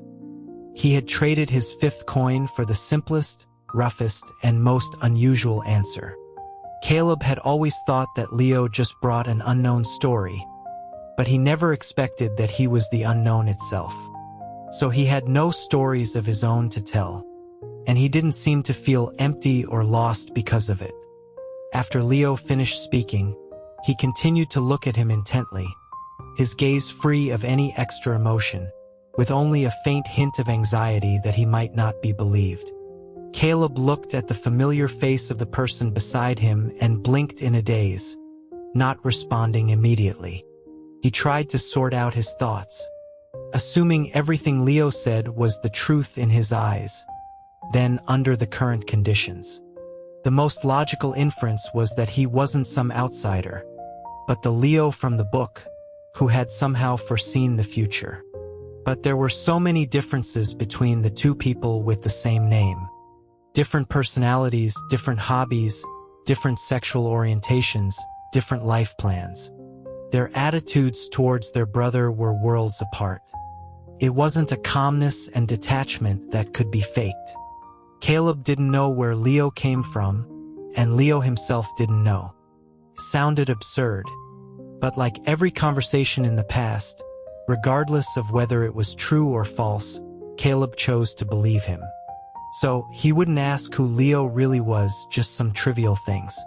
Is today your real birthday? Why do you like reading the news? Leo's answer was the same as it had been at the internet cafe. Sometimes I find it interesting. He only added a detail from a memory that had occurred somewhere unknown. I've seen some news from this world, things that will only happen in the future. Uncoordinated details constituted his only fragmented memories. His hobbies and personality remained a mystery. Leo had finally been honest with him about his true self, yet he was still the mysterious transmigrator. It seemed like nothing had changed, yet everything was different. Caleb found that he didn't have the more expected reaction of disbelief. He accepted this boring and bizarre story almost without hesitation. Perhaps it was because long ago, the name Leo had been linked with the unknown in his heart. An ever-uncertain life, an ever-uncertain unknown. Caleb was quiet for a moment. Then his words suddenly jumped to something unrelated to Leo. In the book, How Did I Die? He had never asked this question before, and Leo had never brought it up. Even though Caleb had scoffed at his mother's obsession with fortune-telling since he was a child. After accepting that the world was a novel, hearing about such a prophetically tragic ending was always unsettling. It was like living in a horror movie with a bloody ending already written, having to be on guard for some sudden sign of death for the rest of your life. Now, he suddenly wanted to know, but like his own origins, Leo still couldn't give a definite answer. He looked into Caleb's eyes and said honestly, I don't know the exact way, only that it happened. Hearing this, Caleb thought for a moment and tried to translate, like it was simply written in an inconspicuous corner of the novel. The great villain died, but the cause of death wasn't written, and even the person who did the good deed wasn't mentioned? He saw Leo nod gently. Caleb smiled in surprise. The person who wrote the story probably really liked this character. He unnecessarily described the trivial detail of him not wearing an earring, but was reluctant to spend ink on describing the tragic end he deserved. At this point, he only had one more question to ask. The night was growing deeper. The car window flashed past the glass storefronts of shops, covered with red and white snowflakes and Santa hats, two completely different colors that had a natural warmth. Leo had answered every one of his companion's questions seriously. Every calmly asked question brought a faint, indescribable joy to his heart. Caleb believed him. He hadn't questioned this story that didn't sound very much like the truth. His eyes were as bright as usual, without any confusion, helplessness, or fear. Before tonight, Leo had thought countless times that Caleb probably wouldn't be afraid to get close to someone with no past. To many people, the unknown meant fear, but not to him. But this was a question that would take some time to confirm. Even though Leo had a deep understanding of Caleb's personality in both the novel and the real world, he still subconsciously wanted to be more cautious. This was something that, once a wrong step was taken, could not be undone. Fortunately, there was still a long road ahead. Before he really tried to change their relationship, he had only one more thing to confess. And there was always an unexplained chemistry between them. Just as Leo was about to speak, he heard Caleb ask a question as if he already knew the answer. The story behind that birthday photo, who did the me in the book tell? He then let go of the secret he had kept to himself and replied softly, "Leo." The red-haired young man's expression showed no surprise. Instead, he smiled. "Yes, I guessed it." The logic was finally complete. His tone was like he was analyzing a detective novel. With your usual outsider attitude, you shouldn't have proposed a contract marriage with the future villain. Unless you thought it was necessary, for example, if Leo wasn't just an insignificant supporting character. He had some other special connection with me. It was classic deductive reasoning, simple and effective. And I don't think I would have liked Lucas that much, Caleb added with some disdain. He doesn't even like Scalpel. This was his personal logic, which also led to the same answer. Leo knew that Caleb had always been very smart, much smarter than him. He had moved past the original plot much earlier, distinguishing between the two worlds. He faced every character from the book with composure, including the Leo who was no longer Leo. The me in the book liked Leo, and you said Leo died, Caleb continued with his next deduction. Was it because of me? Was he also someone hurt by the great villain? No, he was just unlucky. Leo maintained his previous answer, but added a detail from the book. You didn't hurt him. You were very good to him. Meeting you was the luckiest thing that happened to him. In any world, whether it was said or not, Caleb was always very good to the people he loved. Finally, Leo said, "I'm sorry for hiding this from you before." Caleb was quiet for a long time. He wasn't angry, nor did he accept his apology. Instead, he said something completely unrelated. "This time, you're the one who owes me a detail. The kind that probably can't be repaid equally." Leo understood what he meant. The night their blind date ended, Caleb had confirmed the truth of the transmigration with him in the hot pot restaurant. He had mentioned the photo as evidence. He hadn't expected it to signify a hidden love. This was originally a secret only Caleb knew.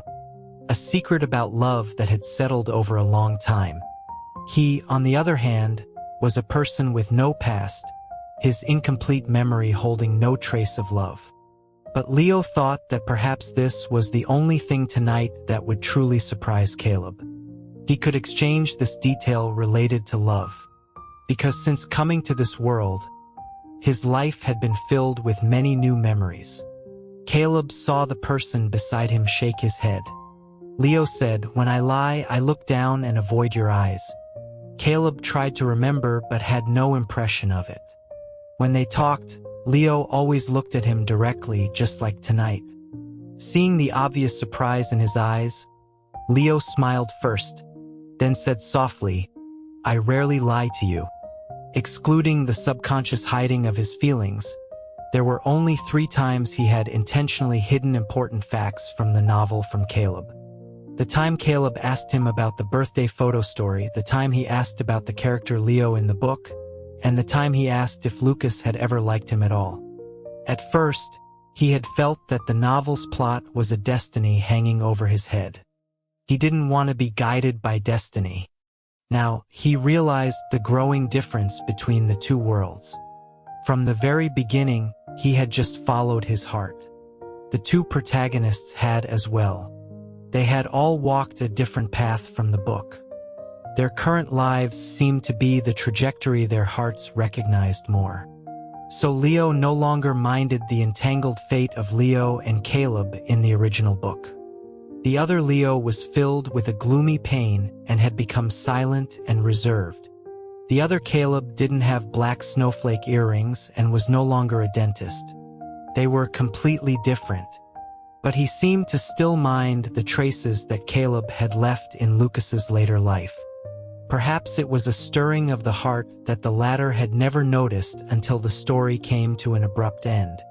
The person in the maze is often lost, while the bystander always sees more clearly. Leo uniquely did not want to tell Caleb this. It was a selfish concealment. He thought there should be a new story. A different world, different people, a different beginning, a different ending. They passed through the quiet, long street. At the end of the road, the car slowly stopped next to the warmly colored new house. Leo got out first, then turned and gently held his hand over the top of the car door to prevent the person getting out after him from accidentally hitting their head. In the moment of waiting for Caleb to walk into the house with him, he completely described the detail he was exchanging, like the most serious summary. In the night that flowed like rainwater, he looked at his lover's eyes, as bright as stars. It was a clear, cloudless Christmas Eve.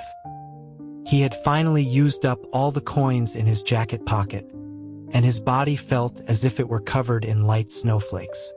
This is something that has already happened, something only I know. Now, you can always check if I'm telling the truth. The moment he heard these words, Caleb thought this was probably the most ordinary and also the most strangely special Christmas Eve in his memory.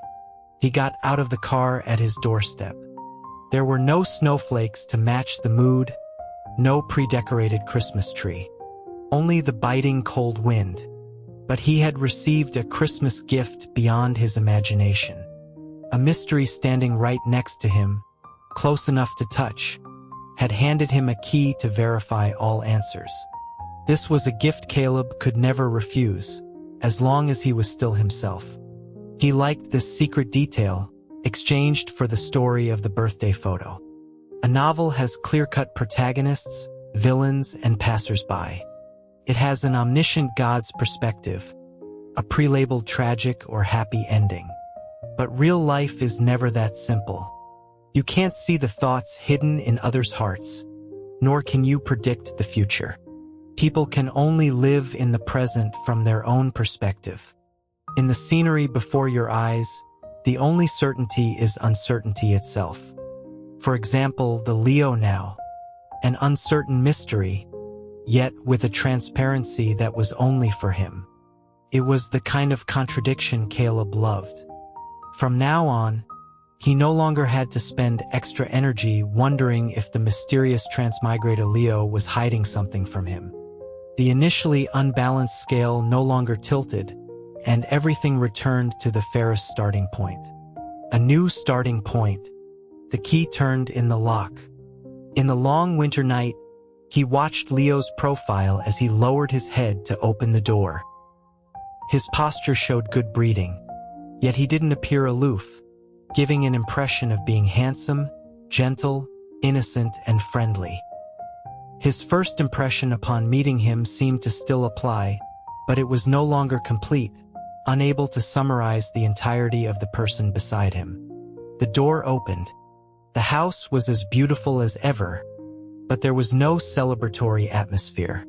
Caleb had no interest in conventional birthdays, so he hadn't prepared the seemingly essential elements.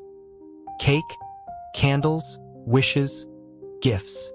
But most people cared about these ordinary rituals, especially for the first birthday spent in a strange world. So, the first thing Caleb said after walking in was to ask Leo, "Do you need a birthday cake? We passed several cake shops just now. I forgot to stop." Buying a cake was originally what he had planned to use to politely refuse Leo, but it wasn't a complete excuse. He had indeed considered it, for the Leo he was treating as a friend at that moment. "No, thank you," Leo shook his head. "I'm not a big fan of cream. A cake would be too big and a waste." Unlike Caleb, who always had candy on him, he had no particular preference for sweets, especially not cream. And for Leo, this was already the best birthday he could have imagined. The next second, he saw a smile flicker in the other's eyes. "You don't want one?" Caleb took off his jacket, tossed it on the sofa, his tone laced with a hint of teasing. "I was actually planning to make you one." Caleb said he was going to make him a cake. Leo suddenly didn't know what to say. This was an ending to his birthday he hadn't dared to imagine.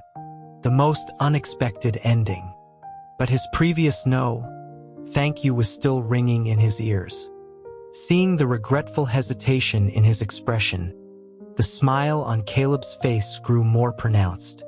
He didn't press the birthday boy for the obvious answer. but instead walked straight to the kitchen. "No cream, very small, and it'll be done in half an hour," he said matter-of-factly. "It's a lazy person's cake, don't get your hopes up." For the person busy in the kitchen, it was a very long half hour. For the person keeping him company in the kitchen, it was too short a half hour. For once, Caleb wasn't staring at the inflatable man outside the window for distraction. Instead, his head was down, carefully separating egg whites and yolks. Eggs, butter, cake flour, baking powder, matcha powder. All things that had been stocked in the kitchen before they moved in. Leo could cook, but he had no experience with baking. He had once found it strange why his mother had prepared so many baking ingredients. One time on the phone, he had mentioned it, and his mother had told him that Caleb's mother had had them bought, saying Caleb might need them. This surprised Leo even more.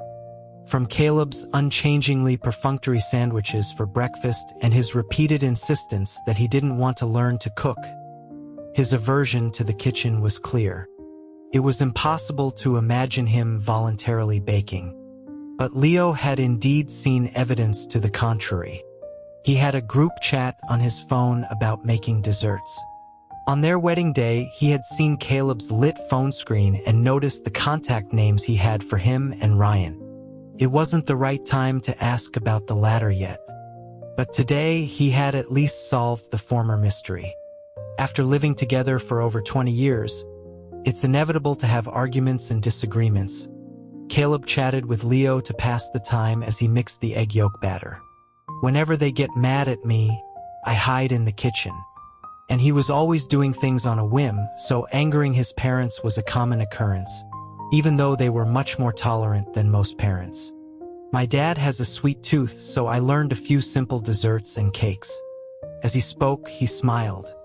"I joined a group that shares lazy recipes. You know how lazy the group admin is?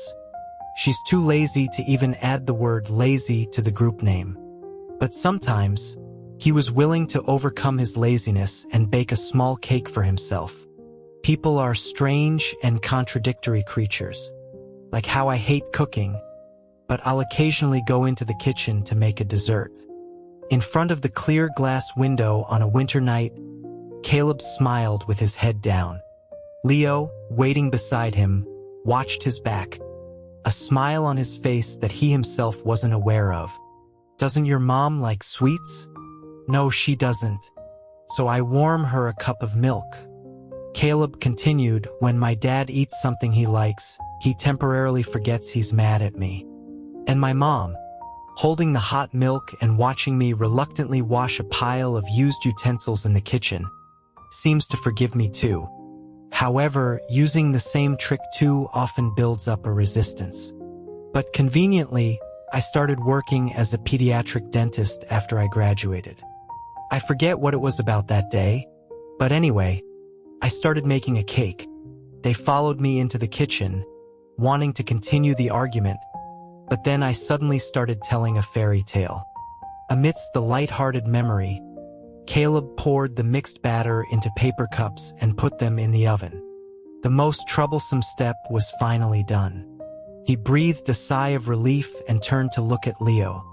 In the warm yellow light of the kitchen, Leo was still patiently waiting for the rest of the story, about what happened after he suddenly started telling a fairy tale. The oven hummed. Caleb leaned against the kitchen counter and told him the answer with a smile. "The first time my parents heard it, they were stunned. Then they asked me in a disbelieving tone if I was treating them like children. I said yes." He often told this story to the little kids lying in the dental chair. They usually loved it because it was a new version they had never heard before. I admitted frankly that I was coaxing them, like children, so they suddenly didn't know what to do with me again. They could either listen to the story in the kitchen or wait in the living room for dessert and hot milk. So far, this trick hasn't failed because I always have new stories. As Caleb finished, the memory merged with the present. And I haven't needed to use it lately. We don't live together often, so there are no arguments. He had a new home, though it wasn't a real home in the truest sense yet. Leo probably thought of the same thing. In the kitchen of their new home, amidst the similar sweet aroma, he asked about the story Caleb had told long ago. What was the first fairy tale you told? The story of the Little Mermaid. But the plot is completely different. For example, she wasn't the one who turned into foam. In the original story, the prince had his beloved princess and was about to marry her. The Little Mermaid, trembling, dropped the knife and, at dawn, became the dancing foam on the sea. He felt that children shouldn't hear such fairy tales. They shouldn't give up their tale for a fleeting love, then give up their voice, and finally lose their life, no longer the happy little mermaid she once was. Leo asked, then who turned into foam? The prince? No one. Time turned into foam. The Little Mermaid had regrets. So in the new story, she decides to swim into the deep sea. Compared to the distant prince on the shore, she prefers the coral and pearls there. Caleb had told this new fairy tale to different people countless times, but only tonight did he suddenly feel a sense of allegory. Had he told this fairy tale in the book? Probably not, because he had quickly given up the profession he once loved and went to work at his family's company in name only. That's why, at the beginning, Leo didn't even know he was a dentist. Caleb lowered his eyes, his features softened by the dim, quiet light of the room. Leo, having heard the fairy tale, also said nothing, just watched him with his usual gentle gaze. In the slight flutter of his eyelashes, perhaps after a long wait, or perhaps only a moment, the oven dinged. The cake was ready. He turned and got busy again. He took a bag of marshmallows from the snack box and opened 2 cartons of milk. The milk in the pot began to boil, and the marshmallows were cut on the cutting board. Then he put on oven mitts and took out the 2 small paper cupcakes from the oven. Leo had already taken a seat at the dining table, waiting for him to appear with the cake. It was the simplest and most special birthday cake he had ever seen. 2 matcha muffins.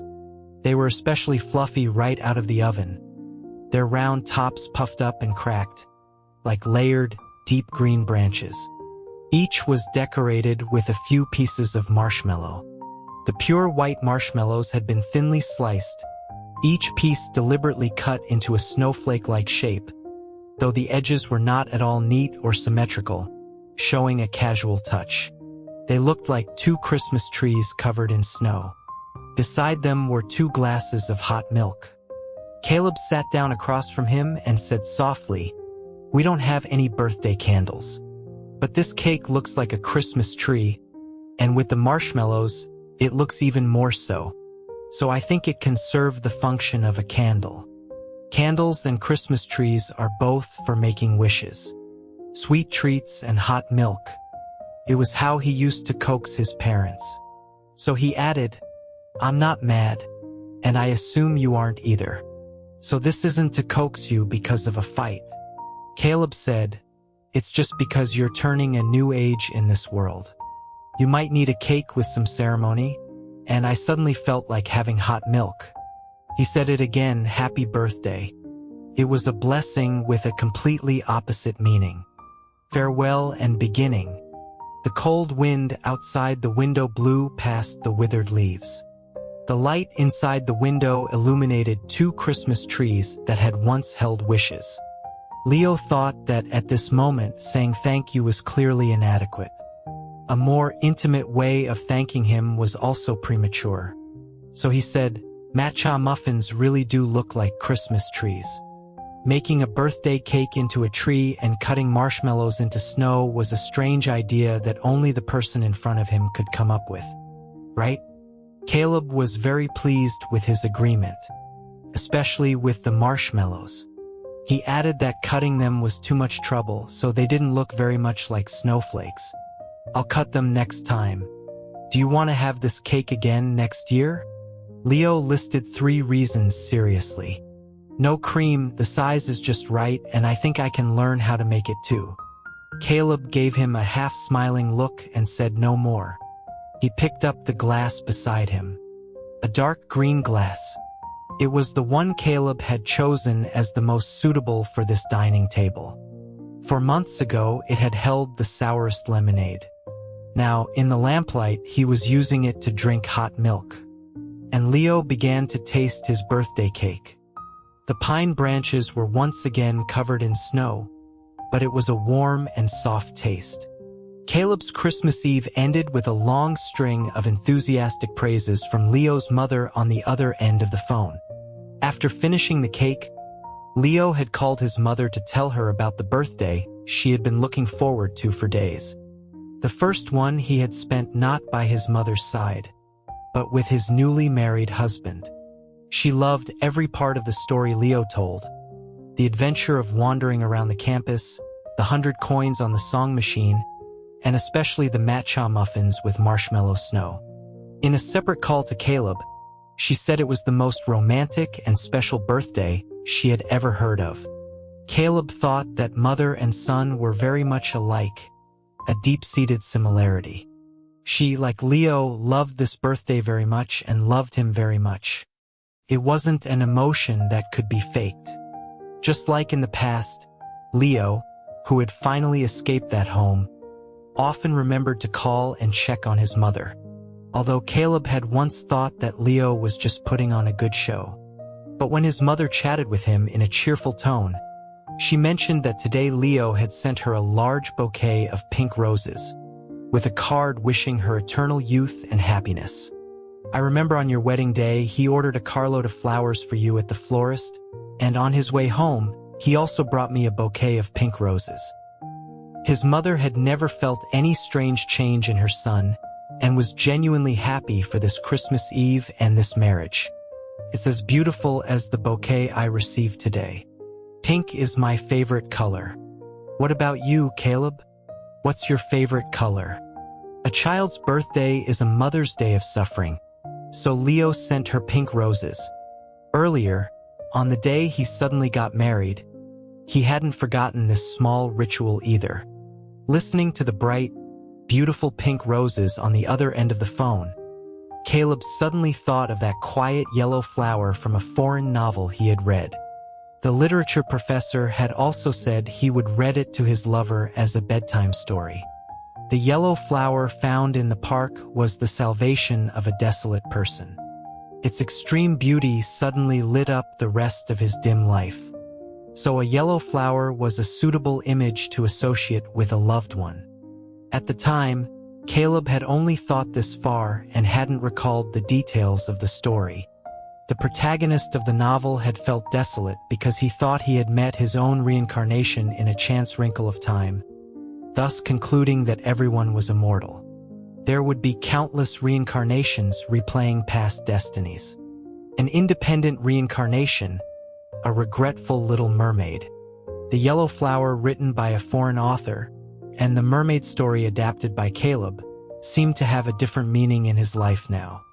The inexplicably missing parts and the detailed yet inconsistent details in Leo's memory shrouded this logical and simple inference in a complex cloud of mist.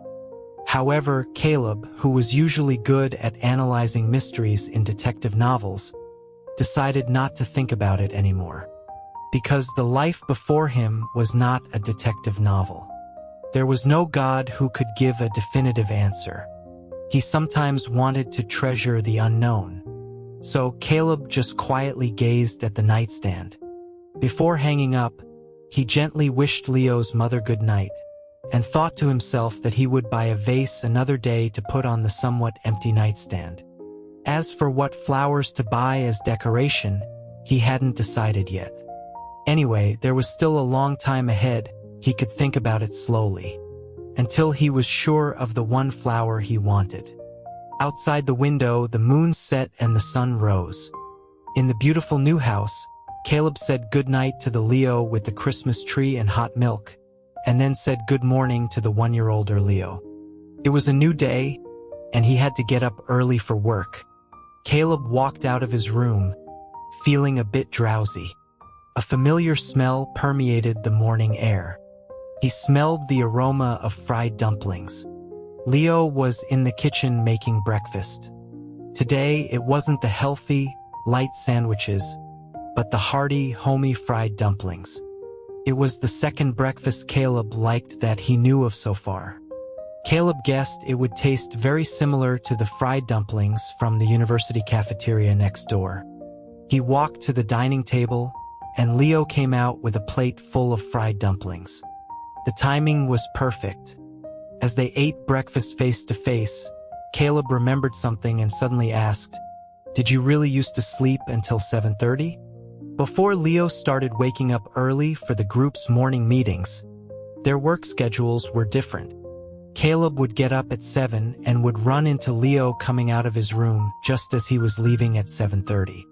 In those days, their mornings were a rush of meeting and parting, a relationship of mutual respect.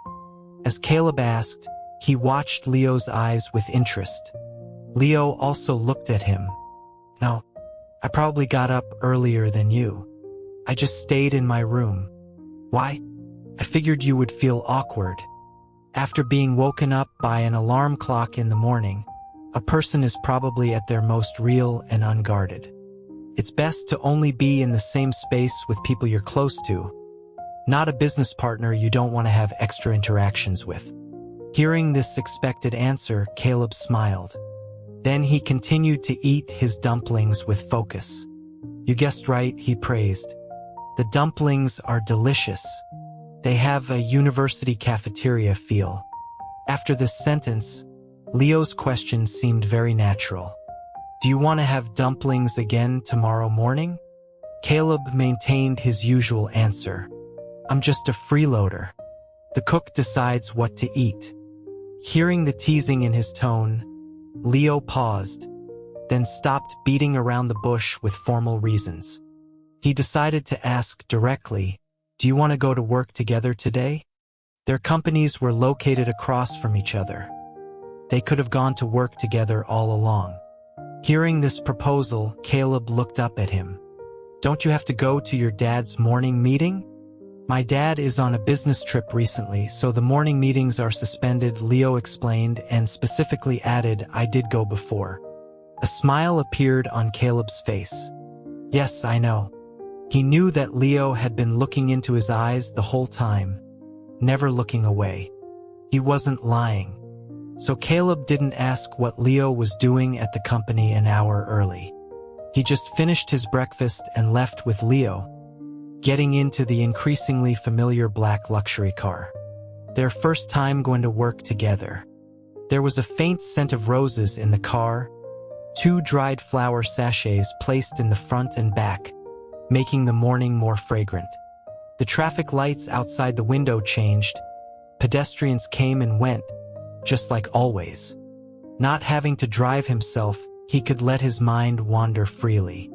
Caleb took out his earphones from his pocket, planning to listen to some music to wake himself up and start the busy day. Anyway, Leo next to him had documents to read, so it wasn't a good time to chat, and he didn't want to disturb him.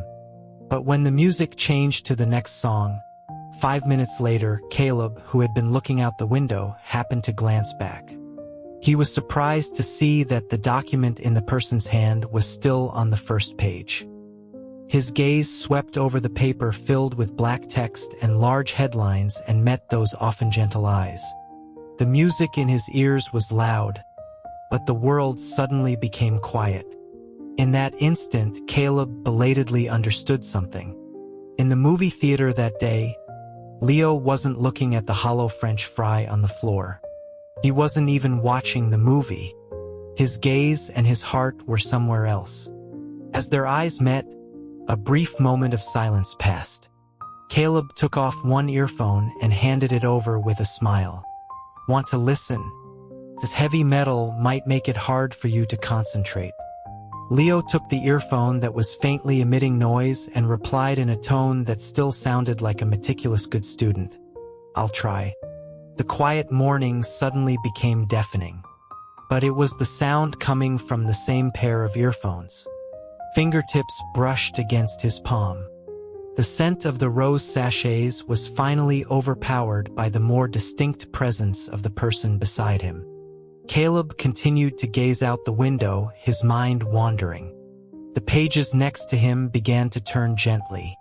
When the song ended, the owner of the earphones switched the music. A soothing piano piece replaced the violent heavy metal. Until the car pulled into the underground garage of the clinic building, the melody in the earphones remained clear and lingering. In the melodious music, Caleb took back the other earphone and watched the luxury car drive away. He turned and walked towards the elevator to the clinic. Leo hadn't asked the driver to stop at the building's entrance. He knew he wanted to be an ordinary dentist who wasn't surrounded by gossip every day. Leo was always very thoughtful. So what was he doing at the company an hour early? Caleb instinctively felt that he wasn't really going to the company. If the boss suddenly moved up the start time, the secretary who found out would have to come in early. Other employees would also have to drag themselves out of bed earlier, a chain reaction. Leo wouldn't do something like that. So where would he go? With this unknown secret in mind, Caleb walked into the clinic, smiling and greeting the colleagues he met along the way. He arrived at his own office. The suspense of the day didn't last long. When he habitually walked to the window and opened the blinds, the mystery was instantly revealed. The dim room was instantly brightened, and the view outside the glass window was of a bright sunny day. Caleb reflexively blinked his eyes. When his vision cleared, a familiar figure came into view. On the wide, clean maple drive, the red maples on both sides of the road were brilliantly withering in the winter. The ground floor shops of the office building were opening one after another. The coffee shop that catered to office workers was already open. The coffee shop was on the ground floor of that luxury office building and could be clearly seen from the clinic window upstairs. The dark green outdoor umbrellas, the wicker tables and chairs, the flowing wind. The freshly served coffee was steaming. Among the customers chatting over coffee in the early morning, Caleb immediately spotted the well-tailored black coat, even if it was just a side view. The young man sat at a coffee table, looking down at the tablet in his hand. The early winter sun outlined a deep, three-dimensional profile. A soft, light color showed from the collar of his coat. Caleb remembered he was wearing a cream-colored sweater today. The color seemed naturally suited for kitchens and winter, and through his binoculars, he determined that this coffee-drinking customer was using the tablet to watch the latest ad samples submitted by his employees. The ad looked very exciting. It made him want to take out his phone and call the person watching the ad. In the brief moment of waiting for the call to connect, Caleb stared at the scenery below. He rarely thought about the past. He was very familiar with the feeling of being loved and pursued, familiar to the point of being tired of it. Being brought breakfast, flowers, being waited for after class, being asked out. People trying to make conversation. Caleb had always rejected every suitor decisively, nipping any possibility in the bud. Not only because he had no feelings for them, but also because he was sick of the same old pursuit methods. Even love, which should have been new and unknown, seemed to have become monotonous and boring. They would often appear in his line of sight frequently, with a lot of noise and commotion. But Leo was different. He expressed his feelings in the quietest way. He would choose to appear or not appear in Caleb's field of vision at the right time. Leo had even given the choice of whether to see him from the window to the person he was pursuing. Caleb could leave the window at any time. He could stand there forever, or he could pick up the binoculars. This was something that even a person who didn't want to be in a relationship would find interesting. On the increasingly bustling street, the specially set ringtone of the phone in his coat pocket rang.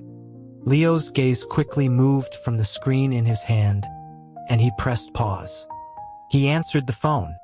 "Leo, The person who called said his name, his voice filled with a rich smile. "You've never pursued anyone before, have you?"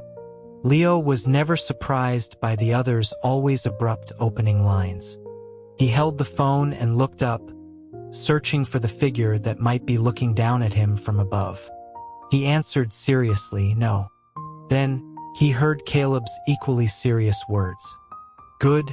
The voice from the other end of the line came leisurely. "I've never been pursued before either." The person standing in front of the glass window looked at him, the sunlight turning his eyes into a smiling secret. "Not in a way I liked." The leisurely morning moment, in the ripple of a nearly overturned cup of coffee, ended along with Caleb's laughter. But it wasn't the coffee on Leo's table. Caleb quickly hung up the purposeful call, but the person downstairs didn't put away his phone for a long time. He turned his attention back to the tablet on the coffee table. Caleb didn't use the binoculars to observe the coffee shop anymore, because the vague imagination was more interesting. For example, at this moment, he couldn't see if the screen had been unpaused. So he didn't know if Leo was watching the ad sample or staring at the screen in a daze. But at the same time, Caleb saw a somewhat familiar figure walking out of the coffee shop with a steady gait, holding a coffee cup in one hand and another in the other.